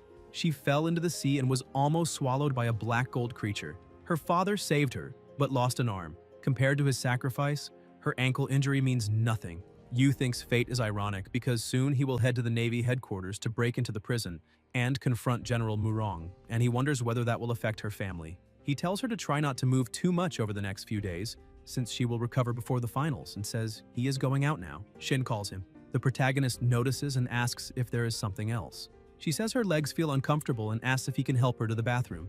In the bathroom, Jin showers while the rain continues outside. Afterwards, she comes out wearing a robe and wonders if she's being too obvious. Yang comments that her legs look better and says he called her because he had something to deal with, so he came back early. He says he knows she likes him, but she is being reckless and needs to handle this relationship more carefully and properly. Shin replies that she understands. Elsewhere, under intense pressure and a powerful aura, the protagonist calls the fox to help him refine the medicine. Dailu asks why he's no longer with that girl, and Xing answers that it is for her own good. He needs the fox to control the fire and refine at least 2 perfect dragon spirit pills to increase the chances of saving Medusa, and makes it clear he's not in the mood for jokes. The fox releases flames through an energy circle. Back at the hotel, Xing obtains 2 pills and says he will take a nap, and when he wakes up, they will depart. Dailu hugs him and thanks him. The next day, the protagonist looks at himself in the mirror and says all preparations are complete. It is time to embark on this dangerous journey. The fox says maybe he should not go, that he has no obligation to risk his life for a beast, especially now that she possesses a divine beast body and might be able to return unharmed. Xing tells her not to be foolish. He already said she is not just his beast, but also his family. No matter what they face, he will go to the end, and asks her not to use such a sentimental tone because he is not doing this only for her. Dailu asks how he will explain his absence at the academy, and Yu says he told them his sister missed him and he needed to go home, and the dean immediately approved 3 days of leave. At the gym, they announced that he requested leave and will not participate in training over the next few days. Shin says she expected that. Young asks where she is going, and she replies that she is not feeling well, so she also will not attend training and will return to the hotel. Shuo comments that she should rest and wonders what they talked about yesterday, thinking she seems sad. The instructor complains that everyone is absent and asks whether no one intends to inform him in advance. On the beach, the protagonist looks at the horizon beside his pet and says that leaving through Azure Beach is the fastest route to the island of ice and fire. The distance is short enough to cross by swimming. The fox retorts that she is a fox, not a shark, and will feel uncomfortable if she stays in the water too long. Xing then asks what her suggestion is. Dailu waves her hands and raises the waves without even touching them, dragging countless fish along, and Yu tells her to stop using magic because all the sea creatures are being swept away as if by a tsunami. But the fox replies that that is exactly the effect she wants. Currents surge and lash around a massive sea beast. The protagonist watches in surprise and recognizes the creature as the Magna Orca King, a demonic beast with the body of a first-order king beast. Considerable in strength, but unfortunately it crossed their path. The fox says they will take it to the island of ice and fire and asks whether her master is nervous. Xing answers that it would be a lie to say he is not. Dailu remarks that he can still back out if he regrets it, but he says he never regrets anything. There is still a long way to their destination and asks her to wake him when they are close, then asks what is wrong now. The fox says it is nothing, but thinks that she will dedicate her entire life to protecting him. In the mountains, fierce flames blaze on one side while ice stretches across the other. At the Navy headquarters, Admiral Murong Yan states that both of them are on the right path and that the young man has remarkable talent. An elder approaches and comments that he cares greatly about his children, asking why he does not take leave to visit them in Four Spirit City. Yan asks the reason for the visit, and the man replies that Medusa's execution is a serious matter. His Majesty is uneasy and sent him to supervise personally. Yan questions whether His Majesty no longer trusts him, but the other warns that they cannot be careless. As the situation on land is unstable, the Eastern Cherry Kingdom acted in secret and was repelled. The southern nations are restless and filled with desperate criminals, especially the Yan Alliance, which will not give up on Medusa easily. Yan asks whether her presence here has been discovered. The man laughs and says that if they find out there are 2 admirals on the island of ice and fire, no one will leave alive. Introducing himself as Admiral of the Army, Bai. The guards are startled, but Yan says that is enough. They are trusted subordinates and should not be pressured. Time is almost up and the prisoner must be brought forward. Something moves swiftly and a chained elf appears before them, positioned in front of the guillotine. Bai declares that her crimes are monstrous and that the fact she has lived until today is already a grace granted by His Majesty. Medusa asks what crimes those are, says she is a demonic beast of the beastman type, a calamity phantom python, and calls it absurd, saying that if her crimes are monstrous, then what about the unspeakable secrets of Shangguan Lan? In the distance, the fox comments that 2 admirals are supervising the execution and asks how they can possibly deal with that. The protagonist tells her to wait and observe. Perhaps there will be an opportunity, and asks whether anyone else is involved. The surrounding water begins to stir. Yan orders them to release the Dragon Fang axe. The guards pull the rope and the blade starts to descend. Medusa asks whether he believes that by taking her life, his secrets will remain buried forever at the bottom of the sea, declaring that one day the sins committed 200 years ago will come to light. She releases her power and the energy reaches the guards, making them tremble and raise their own swords to their throats. A voice warns them not to inhale the ghostly chi. The trees around begin to move and the guards remain frozen until Medusa senses something different. Bai comments that she is truly ruthless. Even in that situation, she can still cast illusions. Medusa recalls the tragedy of the 5 great families, saying that only the Bai family was exterminated, and asks how he, a descendant of the Bai family, can serve Shangguan Lan, questioning whether he can face his ancestors. Bai replies that she is going too far. Still at the scene, a guard reports that the energy source of the execution is there, and that as soon as it is cut, they will act immediately, ordering everyone to raise their hands or they will fire, as there is a hidden sentinel. A gunshot echoes, causing an explosion, and someone shouts that they are freeing the prisoner. Hooded men charge forward with their beasts. Bai orders them not to panic, to activate defense protocols and seal off the entire island, declaring that not even a fly will escape. Yan commands that the execution continue once Medusa is finished, as the invaders will naturally leave afterward. The protagonist tells the fox to act. Dailu rushes forward, unleashing a powerful attack, grabs Medusa, and moves at high speed. Yan recognizes the 9-tailed demonic fox. Medusa asks how she is, and Dailu tells her not to speak now, that they will talk after they manage to escape. Yan says her wanted posters are spread throughout Long Country and that he did not expect such audacity as to appear right before Navy headquarters. But that makes things easier, because after the execution, he will send them all to their deaths together. Meanwhile, the protagonist remains standing still and the pressure on the field begins to rise. Bai points at him and says that is Xing, standing there with a hood and mask, asking whether he belongs to the Yan Alliance.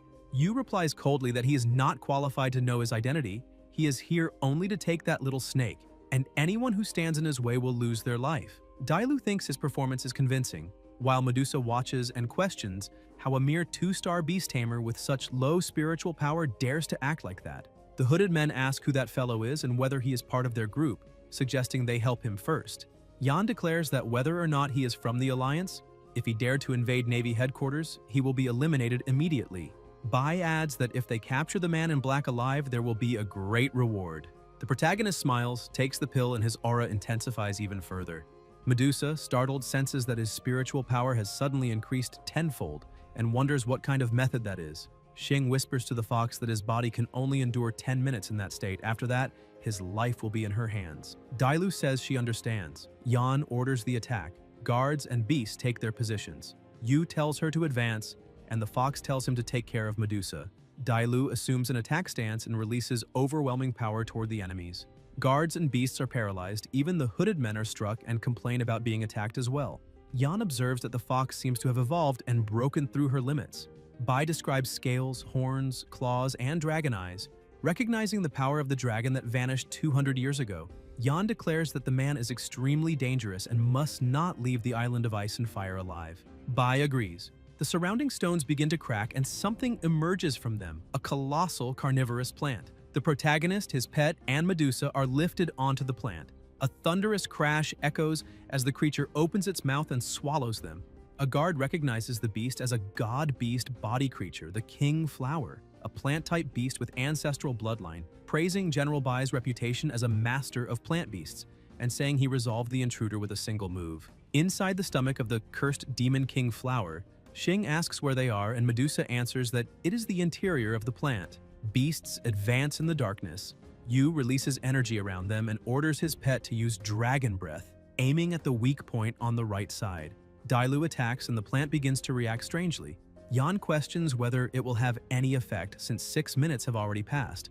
Bai states that once swallowed, the body will dissolve into water and even the bones will disintegrate, and that not even a dragon fox could escape. Suddenly, the plant is torn apart by the fox's devastating power. Bai cannot understand how she managed to pierce the stomach of the cursed Demon King Flower, calling it illogical. Yan comments that within the same category, the power of Dragon Flame is extraordinary, and even a beast of ancestral bloodline cannot withstand that fire.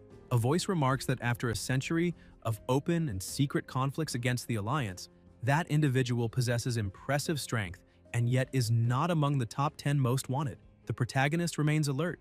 Yan decides that if he does not reveal his identity, he will be captured and slowly interrogated in the underwater prison. Suddenly, a colossal whale emerges from the sea, opens its mouth, and releases destructive pressure. The fox tries to block while Xing recognizes the devastating force.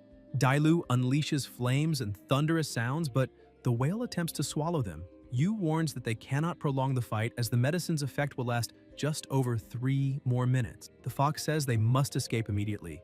An elder orders them not to even think about fleeing, and countless vines shoot out and attack. Bai explains that although the cursed Demon King Flower was burned, plant-type beasts are naturally immune to pain and admits he miscalculated. The protagonist realizes they are surrounded, attacked from the front and the back with enemies on both sides. The vines surge forward and wrap around the fox's body, tightening and restraining her movements. The whale charges toward the fox and Xing orders his pet to stop struggling, suppress the dragon power, and deactivate the defensive shield. Dailu asks why, but Yu insists she do exactly as he says. The vines keep attacking. Bai finds it strange that the fox is not resisting and has even given up defending herself, while Yan declares it does not matter, because no one can withstand the trident of the sea god Leviathan. Another explosion erupts, but Bai realizes the man was not eliminated. Yan says that is impossible. A dragon is summoned, and Yan recognizes it as a dragon soul. Bai questions whether he is truly capable of releasing a dragon soul and who that person really is. Dailu asks if she was not finished off, and the protagonist explains that this is her talent, capable of triggering automatic defense against fatal injuries, perfect for facing Leviathan and the cursed Demon King Flower, both possessing instant kill power. The fox remarks that he is far too calm. Xing admits his spiritual energy is nearly exhausted. In less than a minute, he may fall into a coma or be on the brink of death. They must retreat immediately. Bai orders them to eliminate him, and new vines rise up blocking the way. Dailu opens her mouth and unleashes a colossal impact. The protagonist's eyes begin to release plasma, while the fox continues pouring out power. A massive eye wrapped in absurd energy is summoned. Yan declares they represent the honor of Long Country's navy and the hundreds of millions of citizens they protect. They cannot allow him to leave the island of ice and fire, ordering them to continue using the sea god's trident. The water churns violently. Attacks collide. Explosions roar accompanied by blinding light. The protagonist clings to the fox's horn with all his strength. When the smoke clears, the admirals realize their enemies have vanished. Bai recognizes it as the power of the dragon's soul and admits he failed to stop them. Yan states that Navy headquarters is not a place one enters and leaves freely, and orders the surrounding waters to be searched.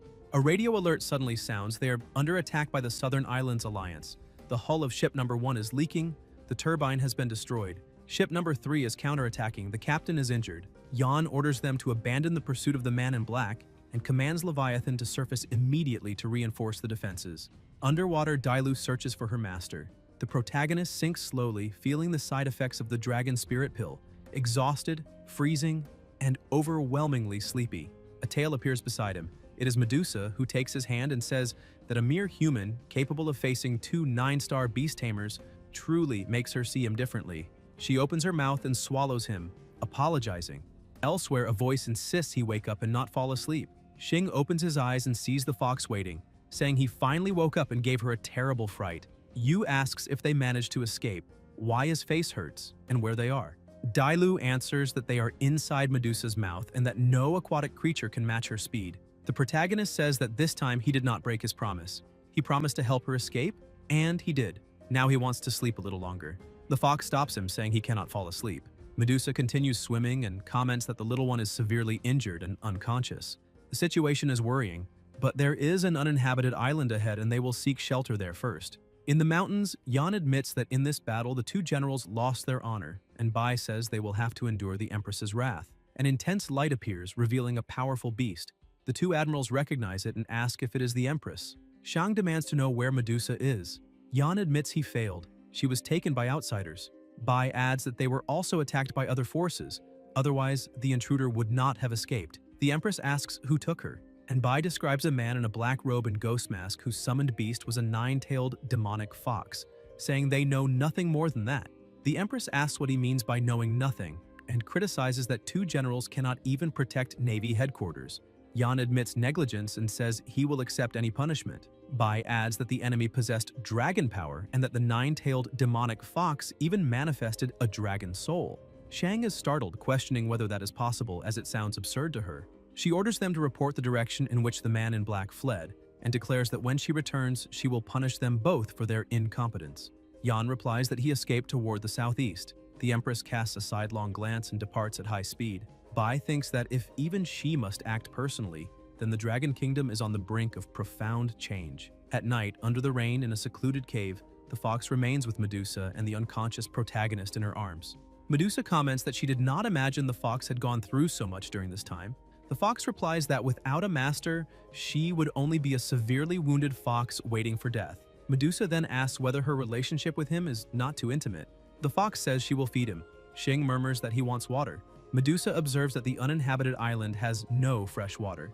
Dailu cuts her own finger and lets plasma drip into his mouth. Medusa is surprised to realize she is using her own essence and plasma for a human.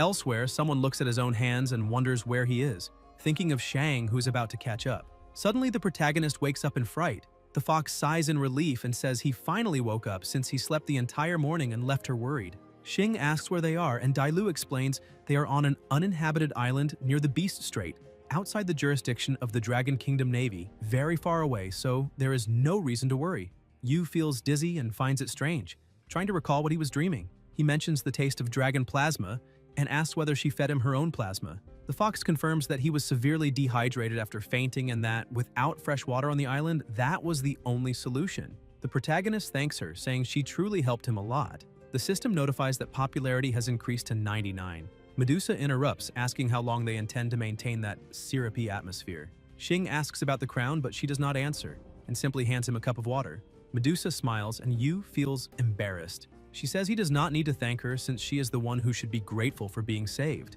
Dailu explains that this is the highest etiquette of the divine tribe, to thank one's benefactor. The protagonist asks her not to be so formal. It was only a small favor. Medusa insists that the divine tribe always repays favors, especially when they involve saving a life, and asks what he desires. Xing, excited, says it is simple. He wants her to become his. Medusa understands the request and refuses. Confused, Yu watches as she sits before the campfire and declares that she can do anything for him except sign a plasma pact. The protagonist asks why. Medusa replies that beastmen never become slaves. Xing asks whether not even food and lodging would be accepted, and she says not even that. The fox recalls that she was forced to sign a pact back then, and that in the end it was not so bad. Xing spits plasma and comments that he thought risking his life to save her would warm her heart, but he was mistaken. calling her a cold-blooded plasma python. Medusa denies it. Dailu asks why he is spitting plasma again.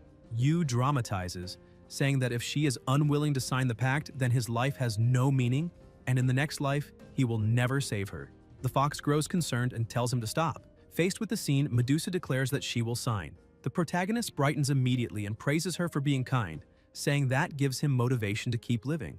Dailu squeezes his cheek and asks whether he is threatening to die if she does not sign, wondering when he learned to be so shameless. Xing replies that, as a beast tamer, using a few tactics is acceptable, and besides, it is a rare opportunity. The fox asks what he would have done if the moral blackmail had not worked. Yu answers that if she had not fallen for his trick, he could have captured her and claimed the reward since, compared to Shang, she would certainly succumb to his intimidation, reflecting that moral humans are rare, but she is practically a paradigm of morality, rare as a phoenix feather. The protagonist then initiates the plasma pact. He lets his own plasma fall onto Medusa's forehead, and intense energy begins to radiate around her. Medusa widens her eyes as she feels the bond forming. Yu declares that from that moment on she is his beast.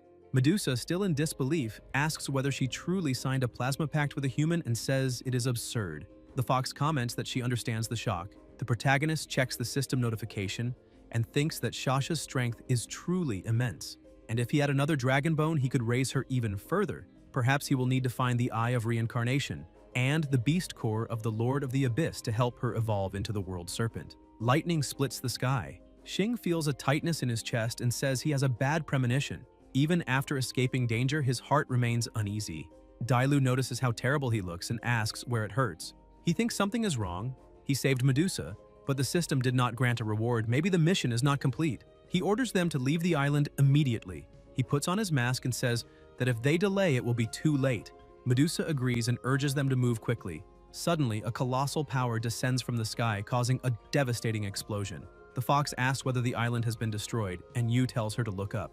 The Empress appears and says she has finally found the right person. Dailu realizes it is that woman and understands they did not truly escape. The protagonist recognizes that she is the strongest among the 10-star beast tamers, the Beast Empress. His spiritual energy is exhausted. There are no dragon spirit pills left. His beast cannot use offensive abilities, and he does not know what to do. Dailu tells him to trust her. Face to face, Shang says it is the perfect opportunity. The fox has just fused with the bloodline of a pure plasma dragon, asks whether it was because of him, and demands to know who the man in black is, promising to leave him as a complete corpse. The fox asks for a minute, and surprisingly, the Empress waits. Dailu declares that she accepts being executed on the spot if her master is spared, even if he is imprisoned forever. Shang replies that the dead do not negotiate. The fox abandons the plea and chooses to fight to the end. The Empress releases a terrifying aura. Dailu feels the crushing weight of dragon power. The smoke clears and gigantic wings unfold behind the Empress. The fox asks what kind of creature that woman is and whether she is even human. Medusa says that is her true nature and that she intends to bury them all along with that secret. Dailu trembles and says there is no chance at all, yet she assumes a combat stance. Unleashes her power, even spits plasma, fighting with everything she has.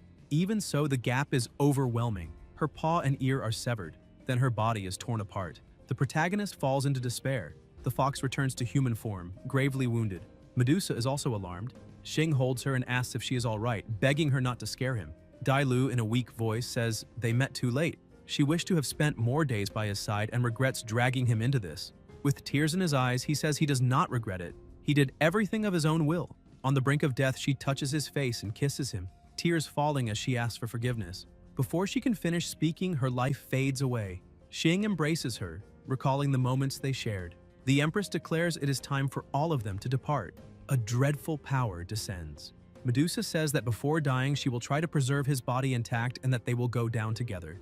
Yu shouts that he refuses to accept that ending, that the Lulu he wants to see is still alive. A crystal is summoned. Tears fall and the pressure intensifies. The Empress widens her eyes and recognizes a dragon tear. Time seems to freeze for an instant, and Dailu survives. Confused, she asks what he did. Xing says it worked. He kisses her. Dailu blushes, still not understanding, and Medusa asks what is happening. Xing says there is no time to explain. They must flee immediately. They need to swim toward the most chaotic trail of the beast. The more confused, the better. Medusa understands and dives into the waters. The Empress observes that their scent disappears there and that ahead lies the beast strait. They escape too quickly, but she swears that when they meet again, his bones will be scattered to the wind. Later, In another place, the three remain hidden. Medusa comments that that woman will probably not continue pursuing them, but the protagonist replies that if she can find them even in the Beast Strait, then there will truly be nothing left to say, and they will only have to accept their deaths willingly. The fox asks how he managed to predict that Shang would chase them to the end. Medusa teases him, asking whether he was confessing his love to a fox, and Xing answers that he cannot lose her. He does not want to experience that pain a second time. Dailu asks what he is talking about. Yu explains that he accidentally activated the dragon tear and that if she touches the stone, she may understand what happened. He extends his hand with the crystal. In the same place, he asks why she is crying, whether she was moved by him. The fox replies that she was not, it was just sand in her eye. Xing thinks that the system has already distributed the rewards, which means that this time they are truly safe. He then says she knows the secret of the war against the dragons that took place 200 years ago and asks whether she can tell it now. Medusa begins to recount that at that time, 90% of the powers of Dragon Country participated in the war of extermination. There were two great recognized figures, Shang and Liayan. Shang was not yet empress and Liayan had not yet led the rebel Flame Alliance. She herself was only a small serpent hiding in a rocky crevice, and the battlefield was precisely the Dragon Valley where she lived, so she witnessed everything up close. After Shang slaughtered an incalculable number of giant dragons, she remained in the center of the valley, covered in plasma, letting out a manic and terrifying laugh until her body began to change, transforming into a black dragon far larger than any other. Driven by an insatiable thirst for plasma, she began massacring allies and enemies indiscriminately, spreading destruction throughout Dragon Valley. When the battle ended, the dragon race was practically annihilated and the beast tamers were almost all dead. The only prominent survivor was Liayan, who later founded the Flame Alliance and set himself against Shang. Medusa managed to escape by staying far away, even though she had no direct involvement in the conflict, and even so, Shang tried to eliminate her. The protagonist concludes that it is not surprising that Liayan betrayed Dragon Country and created the Flame Alliance to oppose Shang. He wonders exactly why Shang transformed into an evil dragon, whether it was due to her physique or the number of dragons she exterminated. He reflects that Medusa was not directly involved and that to learn more he will need to speak with Liayan. He also thinks that he is a student of Azure Dragon Academy. Shang cannot simply eliminate him without consequences. Yet he still fears what might happen to him and his sister if he is dragged into that conflict. Medusa asks what his plans are now that he knows Shangguan's true identity. Xing replies that he does not intend to act like a hero. Exposing crimes from 200 years ago, that would be ridiculous. It's not worth turning a monster into an openly declared enemy. The fox warns that after this incident, Shang already has him as a target and will not give up. Xing counters that Shang is after the man in black robes. What does that have to do with him?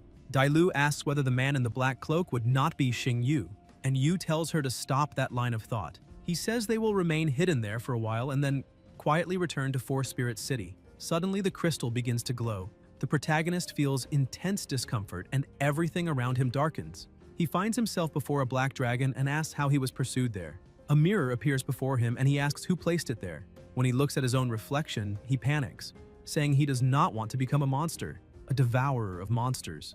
Wings and horns begin to grow from his body in the vision. In the cave, his real body remains unconscious, suffering from nightmares. The fox asks how he is. Medusa replies that he is extremely weak and feverish and will probably remain unconscious for a few days as the human body has limited endurance. She comments that animal milk can help increase resistance and speed up recovery. The fox notices the direction of her gaze and asks how she could possibly have animal milk, then understands the implication and says she will take care of it immediately. Later, still in the cave, the protagonist wakes up in fright, repeating that he is not a monster. He asks whether it was only a dream and sighs in relief, saying the nightmare terrified him.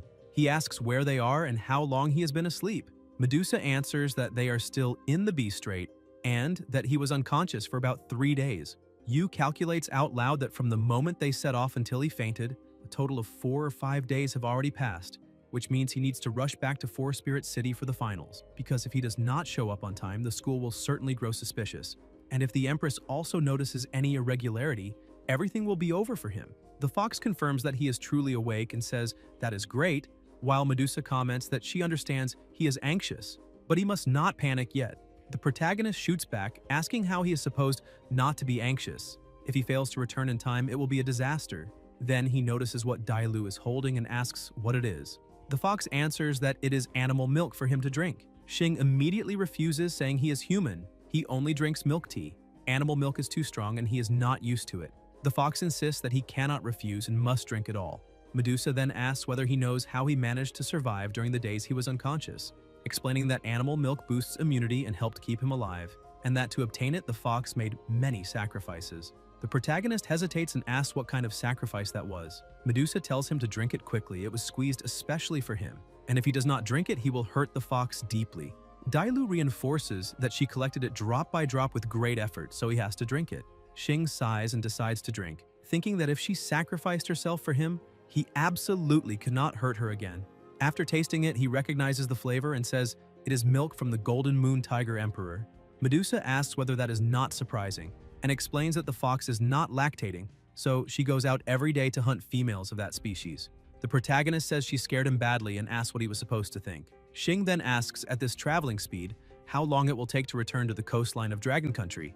Medusa answers that half a day is enough. He concludes that there is still time and suggests the two of them go hunt some magical creature so they can roast it together before departing. Medusa says there is no problem and that he can wait until they return. Alone, the protagonist takes the opportunity to check the system rewards. A dragon egg of unknown attribute appears with a cultivation method based on prolonged infusion of dragon power to trigger genetic mutation, possibly belonging to the pure dragon clan or the demonic dragon clan. He reflects that he already tried Dragon Bone Snow Lotus and Dragon Heart without managing to cultivate even a single seed, and now he will have to work even harder to raise a true dragon. Soon he hears noises and sees the fox and Medusa returning with prey in their hands, saying they are back from the hunt. He's impressed by their speed. They roast the meat and eat together. Watching their appetite, Xing wonders whether even in human form they eat that much, and if that means they also produce a lot. Medusa notices he seems uneasy and asks if something is bothering him. He asks what she thinks of their relationship. Medusa answers that he is her savior and can express his opinion freely. Then, bluntly, he asks for a piece of her feces to use as fertilizer. Medusa becomes irritated and asks whether he wants to die. He repeats the request, saying he needs feces. The fox also grows irritated and asks what kind of fetish that is. Both of them are visibly uncomfortable. Xing explains that he only needs fertilizer for cultivation and asks why such absolute refusal. Dailu replies that they are beast beings, not wild animals, and they also preserve modesty and feminine dignity. Medusa asks whether he is a plant-type beast-tamer. The protagonist admits he was abrupt and disrespectful, but he truly needs feces as fertilizer. Any beast with a god-beast body would do. Medusa says that if it is that simple, in the Beast Strait there are many creatures with god-beast bodies, including some sleeping at the bottom of the sea. Under the water something moves, releasing intense pressure. An irritated voice asks where that brat came from, who interrupted its rest, and who had the audacity to throw fire at the bottom of the sea. The protagonist identifies the creature as a mutant imperial saber-toothed whale, a rarity. The whale takes offense, asks who he is calling rare, and threatens to eliminate him. Xing provokes it, telling it to come onto land and face him. The whale surfaces and says it could chew him down to the marrow. Upon seeing Medusa and the fox, it becomes frightened. Medusa asks whether it truly intends to eliminate her master, and says she would like to see if it has what it takes. The fox adds that it offended her master and asks whether it has already thought about how it wants to die. The whale immediately kneels and begs to be spared, saying it has a 200-year-old mother above it and 3 eggs waiting to hatch. Xing says that they are not heartless villains and do not want its life. The whale asks if that is true. He then asks for a pile of feces right there. The whale strikes him and calls him a pervert, but in the end he gets what he wanted. Later, still in the water, Xing complains that he got beaten over a few kilos of feces.